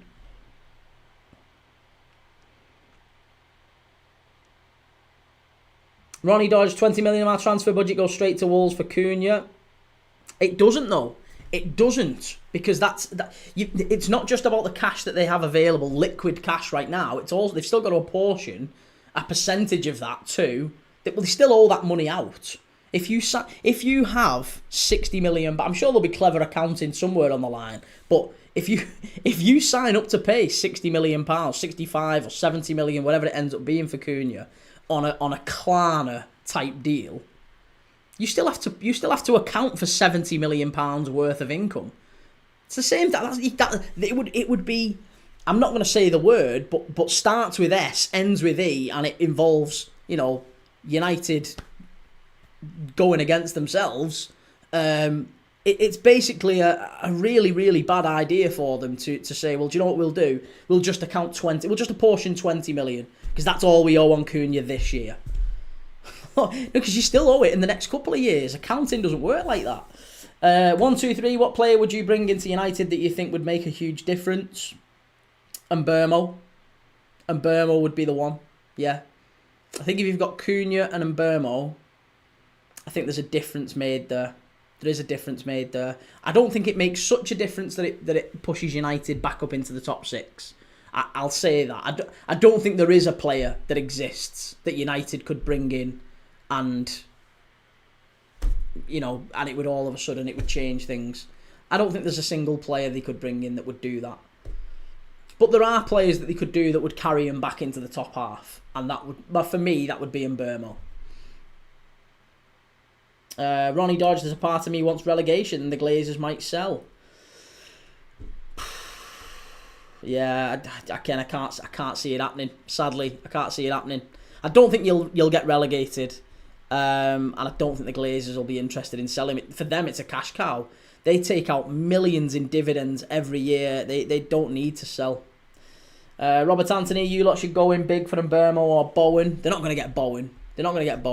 I'm a Liverpool fan, by the way, so we're not talking about that. But yeah, United, they've not got a great record with recruitment. They typically get the big signings wrong, don't they? They've always got the big signings wrong. So if you give United, let's say our friend earlier on the live who said they've got £250 million to spend. I don't agree, but let's say he's right. £250 million to United. It's like the worst thing you could give them. Loads of money to spend. They'll blow it on crap. They've done it every time. Even if they don't blow it on crap, they'll blow it on players who come to the club and don't play half as well as they should have done, or half as well as they perhaps could have done. We've seen it so many times. Anthony, Sancho, Wan-Bissaka. Christ, look at McTominay now in Italy. It feels like United are a long, long way away from getting back into those Champions League places. The puke the nuke, we don't replace players well. Selling Bruno sets us back to a point where players wouldn't want to join. Exactly. Yeah, I think that's the message as well you've got to look at. That's a great point. I didn't even think of that. The message it sends out that Manchester United are selling their best player. You've got to think about that as well. You've got to think about that.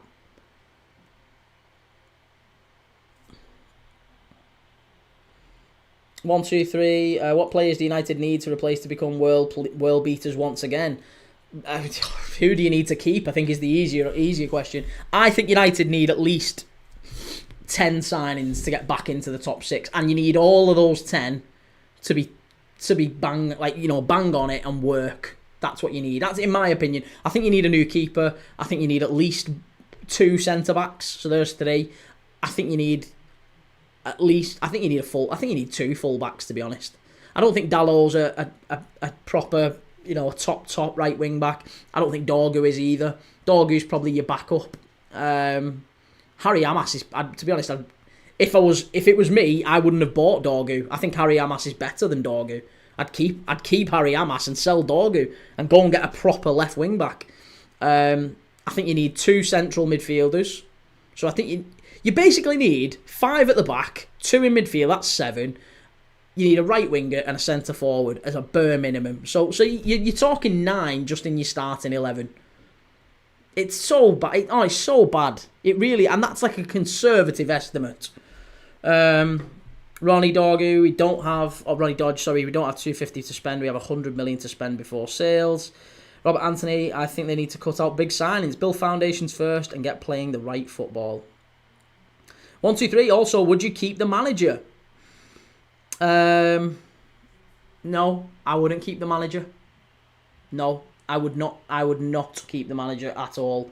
I think it's the wrong thing that Manchester United are choosing to keep a manager who came in and took over a team that finished 8th last year, won the FA Cup and the League Cup back to back, and he's taken them from 8th to 15th, 16th, and potless again. I think he's produced maybe the worst football we've seen at Manchester United in my lifetime, 30 years plus. So, yeah, I think he should go. Amorim should go. There's even whether you think it's his fault or not, whether you think he needs time, blah blah blah. There's certain things. I think there's a line in the sand that you have to draw, and you have to say he's fell below that. He's fell below the standards of the club, and he's got to go. That's how I feel about it. Marco, do you know how many goals and assists Bruno has? I know that the majority of them are against crap. Basically, if you take out Leicester City, Southampton, Everton, Ipswich, Barnsley, Victoria Plitzen, if you take out all them teams, Bruno's got about half the assists and goals. G. Lawrence, United need to aim for the top half finish next season. They do, but they're not going to get it. Puke the Nuke, we've actually improved a lot with overpaying since Jim. In my opinion, the impact of that doesn't get mentioned. Robert Anthony should have kept AWB. Yep, I agree. Kiki, what's the score? It's finished. It's finished 3-1 to Al-Ittihad. Bobby LFC, Ops on Ekatiki. I like him, but I think he's a little bit like Sesko. He's a project striker. He's someone that I probably wouldn't choose Liverpool to sign, but he's a very good striker. I wouldn't be signing him, but if we do sign him, then great. I'm happy with that. He is a good player. He's a likeable player. I just don't think he's the one I would choose. But then again, I wouldn't have chosen Wirtz. I wouldn't have chosen Frimpong. I wouldn't have chosen Kirkes. So what do I know? Arne Slot wants to go with something different. And I'm made up. I hope he does really well. Caleb, how come Szoboszlai doesn't do it against the teams then? Because Szoboszlai doesn't play in the same position as Bruno. He doesn't play in the same position. He doesn't play in the same system. You do how do you not know this? Bruno Fernandes takes every free kick and every penalty. Szoboszlai doesn't. That's first thing. Why are you so defensive, Caleb? Puke the Nuke, most players get a lot of goals and assists for poor teams. However, Bruno won us those games when no one else could. That's true. That's very true. Very, very true. Listen, I'm not saying he's not a good player. He is a good player. I'm just saying that half of his goals and assists have come in games that perhaps weren't, massively important. Andy, this £1 acca tonight could be my best bet for a long time. Come on, France women. Callum, Pep Linders has gone to Man City. What a blurt. Andy Wills need a keeper desperately. The Rags, yeah, they do, don't they? Tariqa, hey, I am Saudi Arabian. Good to see you, Tariqa. Andy Willis, yes, France have scored, so now I just need to keep 3 clear. Great, £1 spent. Nice. Callum, hi, can you help me? I don't know what to do. My girlfriend supports Chelsea and I have no idea what to do to help. Please. I don't think you can help her, mate. She's a lost cause. Marco, okay, but answer, how much do you think? How much do I think what? How much do I think what?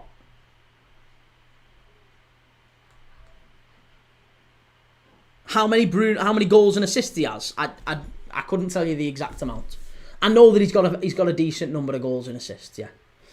The Puke the Nuke, it's ridiculously hard to put up stats when you're playing in the worst teams of all time versus good teams.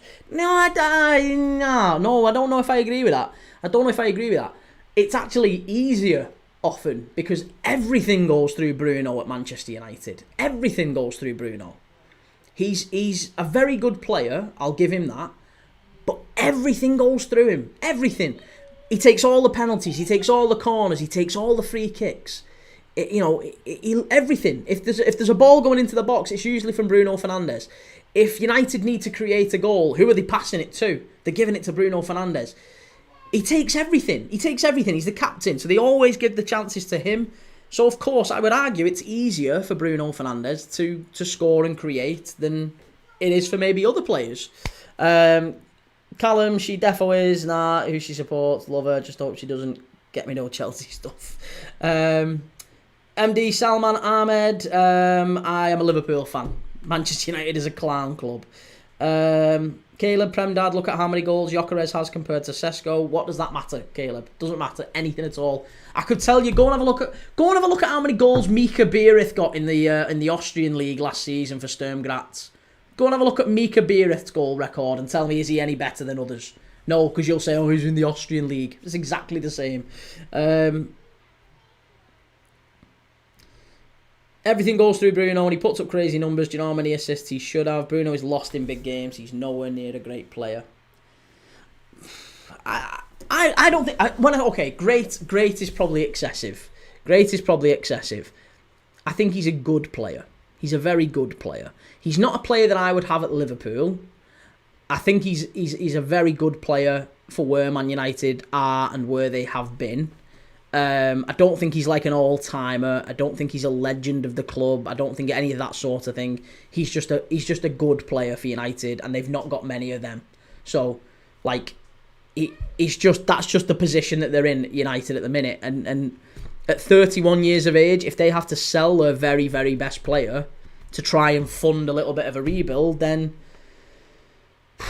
yeah, I mean that's gonna be rough, innit? Puke the Nuke, the amount of times I've seen him put the ball on a plate and Højlund, Garnacho, etc. has missed it. Yeah, but it's the same with Salah. It's the same with Salah at Liverpool. It's the same with pretty much all of them. Odegaard, you could say the same about Odegaard. Hybrid, I think he would have been a legend of the club if he had better players around him. That's true. Yeah, that's probably true. Pretty fair to say. I guess I'm just comparing him to if you're doing a Manchester United. I mean, all-time 11, he obviously doesn't get in. But if you're doing a Manchester United Premier League 11, he doesn't get in. If you're doing a Manchester United post-Sir Alex Ferguson 11, I think he gets in. That's probably fair. He gets in a Manchester United post-Sir Alex Ferguson 11. But not like man, if you're doing the last 20 years, he doesn't get in it. He doesn't get in it, does he? He doesn't get in it at all. 1, 2, 3. What do you think it's going to take for United to get back to winning ways like Fergie had at United? A lot. Yeah, that's the answer. A lot. Andy Willis, hard listening tonight, listening about the Rags, shocking team at present, and will be 2 or 3 seasons before they get back challenging. I know, Andy, to be honest, I think most of it has been centred because of the news breaking about Bruno Fernandes going to Saudi. And obviously we're watching a Saudi team, so it was always inevitable we was going to cover that on the channel. So apologies for swearing so much tonight about Manchester United. Caleb, who's better, Odegaard or Bruno? My stepdad is an Arsenal fan. He said Bruno. Well, as a Liverpool fan, if I can only have one of them in my team, I'm having Odegaard. Odegaard's a better player than Bruno. Yeah. This season, Odegaard's been pretty crap and Bruno's been pretty good. But if you go back to the season before, Odegaard's better. So, it's, it swings and roundabouts. I don't think either of them are particularly good players. I wouldn't desperately want either of them, if I'm really honest with you.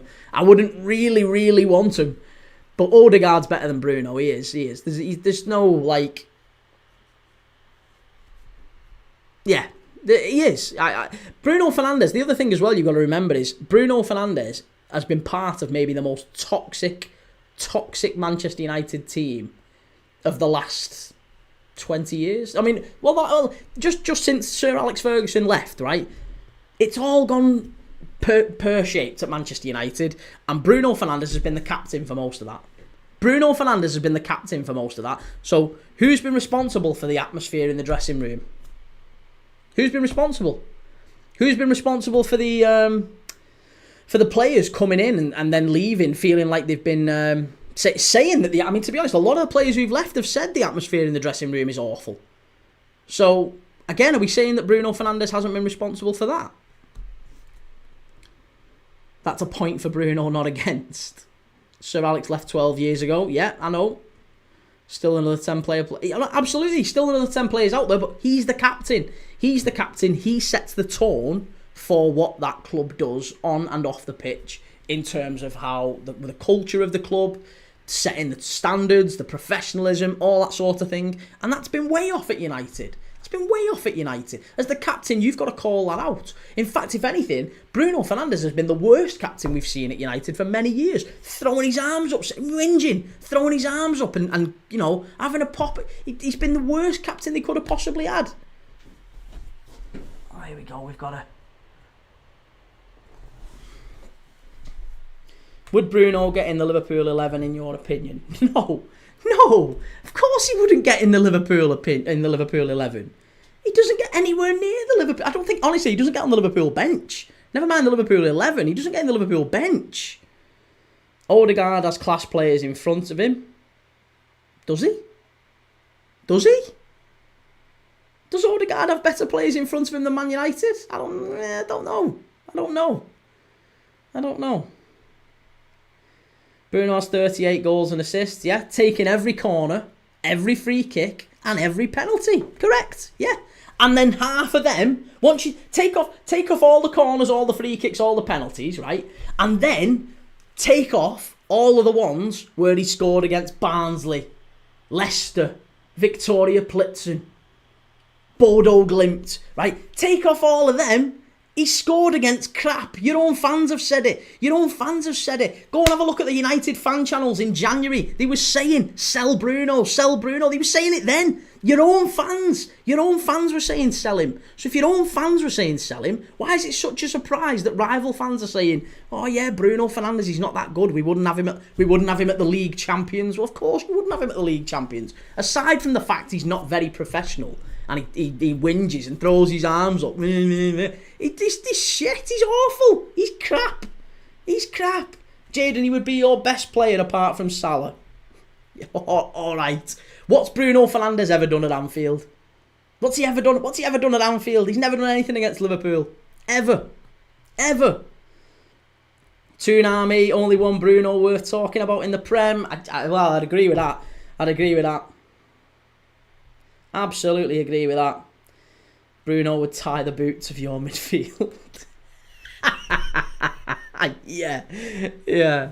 Marco, okay then, Salah ghosted in the Champions. Salah's won everything there is to win. Multiple times in most cases. And he's turned up in the big games. Bruno Fernandes hasn't. Aidan, who would you replace Bruno with then? We want names. Christ, I mean, you're just replacing... Just to replace him. You can name a few. There's quite a few. You could easily replace him. I honestly don't think... I don't think there's that many players you'd need to... Or I don't think there's that much searching you would need to do to adequately replace Bruno Fernandes in that dressing room. Put it that way. I think the worst thing that United could do... Well, actually, it's maybe the best thing United could do. It might actually be the best thing that could happen to United is selling Bruno Fernandes. He's clear of McAllister. All right, yeah, he's clear of McAllister and Sob. All right. Yeah, nobody else in football thinks that, but okay, whatever works for you. Whatever works for you. Whatever helps you sleep at night. Simon, I disagree. I think Bruno tries to overcompensate his game and tries too much because the team are poor. Yeah, well, I wouldn't argue with that last bit. I wouldn't argue with that last bit. Was Carragher an awful captain then, getting the players to wear T-shirts for a racist? He wasn't the captain. He wasn't the captain. Rice Lane, Robbie, it's free in today's market here. Rebecca, what do you think about Sunderland? Yeah, great to see Sunderland back in the Prem. Brilliant to see Sunderland back in the Prem. I still think you'll go down, but they're a very good... And some great young players at Sunderland as well. Some great young players. Chris Rigg.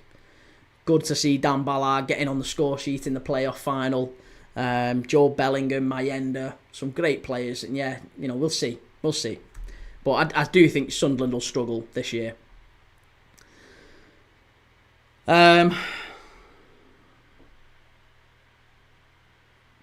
Bruno is better than McAllister, that's so easily. Again, Caleb, listen, if you want to believe that, mate, that's fine. If you want to believe that, I'm not going to argue with you. No, you've got an opinion which it only exists in your head, mate. Nobody in the world of football is gonna have a serious conversation with you if you're saying Bruno Fernandes is better than Alexis McAllister. There's just nobody. But if it helps you sleep at night, kid, if it helps you sleep at night, you do you, bro. Whatever works for you. You do you, Chief. It's Andy Wills, Bruno wouldn't get in the Liverpool side or the City side or Newcastle. Even Chelsea list maybe could go on. Saudi, enjoy him. Well, there you go. See, absolutely. We've got other people saying in the chat as well. Andy, worst captain for the Rags for some time. I mean, to be honest, I think he'd get in... Well, he wouldn't get in at Chelsea. He's not better than Cole Palmer, is he?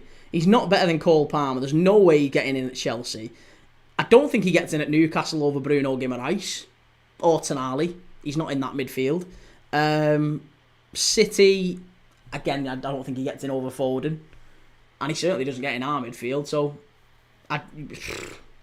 does he get in over Morgan Rogers? Would you have Morgan Rogers or Bruno Fernandes? I think I'd have Morgan Rogers over Bruno Fernandes. Honestly, if you offer me Bruno Fernandes or Morgan Rogers right now, I am 100%, I don't even think that's a controversial opinion, you would have Morgan Rogers every single day of the week over Bruno Fernandes. So I think that's the top six. That's the top five, top six clubs all accounted for. It's no wonder they finished 15th. It's no wonder. Adam, I think the problem is not selling Bruno, it's trusting the board to replace him, which we cannot. Adam, I think you're 100% right, mate. I totally agree with you. That's the difficulty for Manchester United. It doesn't matter how much money you get for Bruno Fernandes. You might get 60 million, you might get 70, maybe even 100. I don't think you'll get 100, but maybe you do, right? Maybe you do end up getting 100 million for him. I just can't see that being a good thing for United. United will get 100 million. They'll end up losing a load more of that on signing players that just aren't good enough. They'll end up spending a fortune on players who probably won't be very good enough and end up same as Sancho, same as Anthony. They'll need to leave to get back to being good. Marco, then Messi's World Cup was trash because he only scored pens. That's not quite what we were saying, but whatever. Again, whatever works for you. Rice Lane Robbie, of course, but they are still wounded. That was the point. They're gutted about 10 million. Oh, about Trent? Nah, I'm not bothered about Trent. It's all good, mate. We're league champions. League champions. League champions, mate. We're all good. Everton top 6 next season. Oh, Jay, do you think you keep David Moyes? Do you think you keep David Moyes next season? I think David Moyes goes. I think he goes next season. I'm really interested to see what happens with Everton.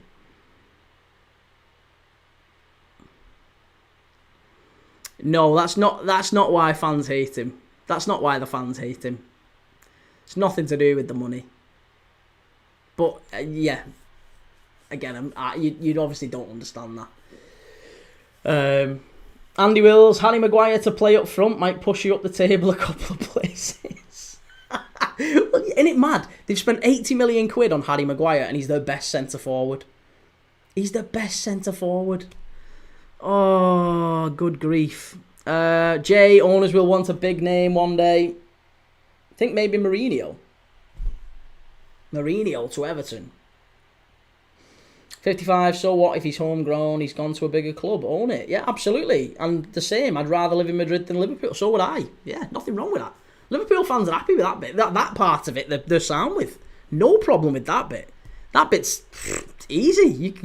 We didn't have any issues with Emre Can or Gini Wijnaldum or other players who've ran their contract down and left on a free. So there's no problem at all with those players. In fact, those players have come back and we've applauded them. There's loads of players who've left Liverpool on a free and gone to other players, so other clubs, and no problem with it. Absolutely no problem with it. 55, go on then, why are you bothered? Oh, I thought you knew. Oh, I thought you knew. You knew. That's why you've got a... You knew, didn't you? You knew. You were dead arrogant about it and you knew. Now you don't know. Now you want to know what the actual thing is because you don't know. If you want to be educated about it, if you just say you don't know what it is, I'll happily tell you, mate. I'll happily educate you. But if you don't know, you just got to say you don't know. That's fine. You don't know. You don't know. You don't understand. You don't understand these things. That's fine. That's totally fine, mate. You don't get it. Atom Grills, happy Friday. Good to see you. Adam Hoyland is the worst striker in United history. Can't even trap a ball. Oh, that's harsh. Do you know what? I think Hoyland should be staying at United next season. Was it £70 million? 75 million you paid for him. There's not really a chance anyone's going to pay anywhere close to that. And I think there's a chance he ends up becoming a bit like an Anthony, like a McTominay, like a Wan-Bissaka, Chris Smalling, the various others who've left and done really, really well after leaving United.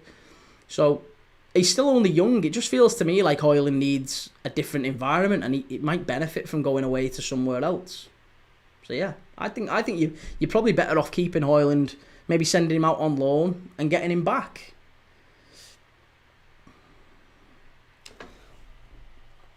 Rice Lane Robbie, if you're to play at the top level, of course you're going to run your contract down so the club don't have to pay. Yeah, well that's absolutely what you would do if you were just another player, wouldn't you? That's exactly what you'd do. Yeah, if you were just an employee at a club at a business, that's 100% what you'd do. You'd look out for number one.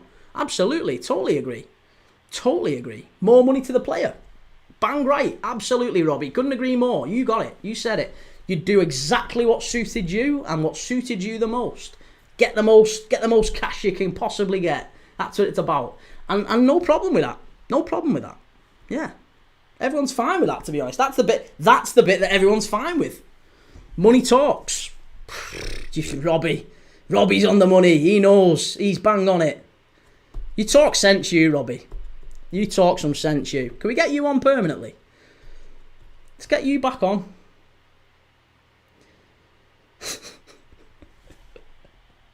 Oh, hey, what about Bruno? Premdad,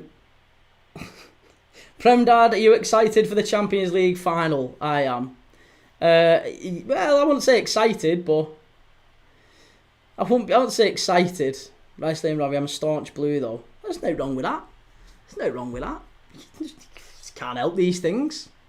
You can't help them. Born not manufactured and all that. Trent for 10 million. Wow, what a deal on Trent. Lad, why? I don't understand why you think that's a flex. We're the league champions. What? I don't understand why you think that's upsetting in any way, shape, or form. It's not like we finished 15th and potless. It's not like we've had a really, really tough time of it and we finished 15th and potless. It's not that. We're the league champions. Why does it? We don't care. You're still gutted about Trent leaving a small club. Well, there you go. You can't see some things. You just can't really. I mean, look, I'm giving you too much. I'm giving you far too much praise here, far too much time, because you've obviously not got an awful lot of attention in your life. Marco, Bruno, or Zielinski? Probably Bruno. Yeah, Bruno. Zielinski's not that good. Zielinski's okay, but he's not that good. Now, if you're saying Bruno or Barella, it's Barella every day of the week. Barella's far better than Bruno. Far, far better.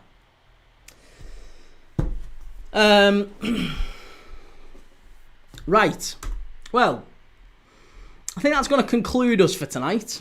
I will see you all. Remember, it's on loan, the Premier League title. Hey, Andy, I fully expect City will give us a fair go for it next season. I don't expect anyone. I don't think Arsenal will, but I fully expect that City will. So yeah, I'll catch you all tomorrow night, and I'll see you then. Take it easy. Have a nice one.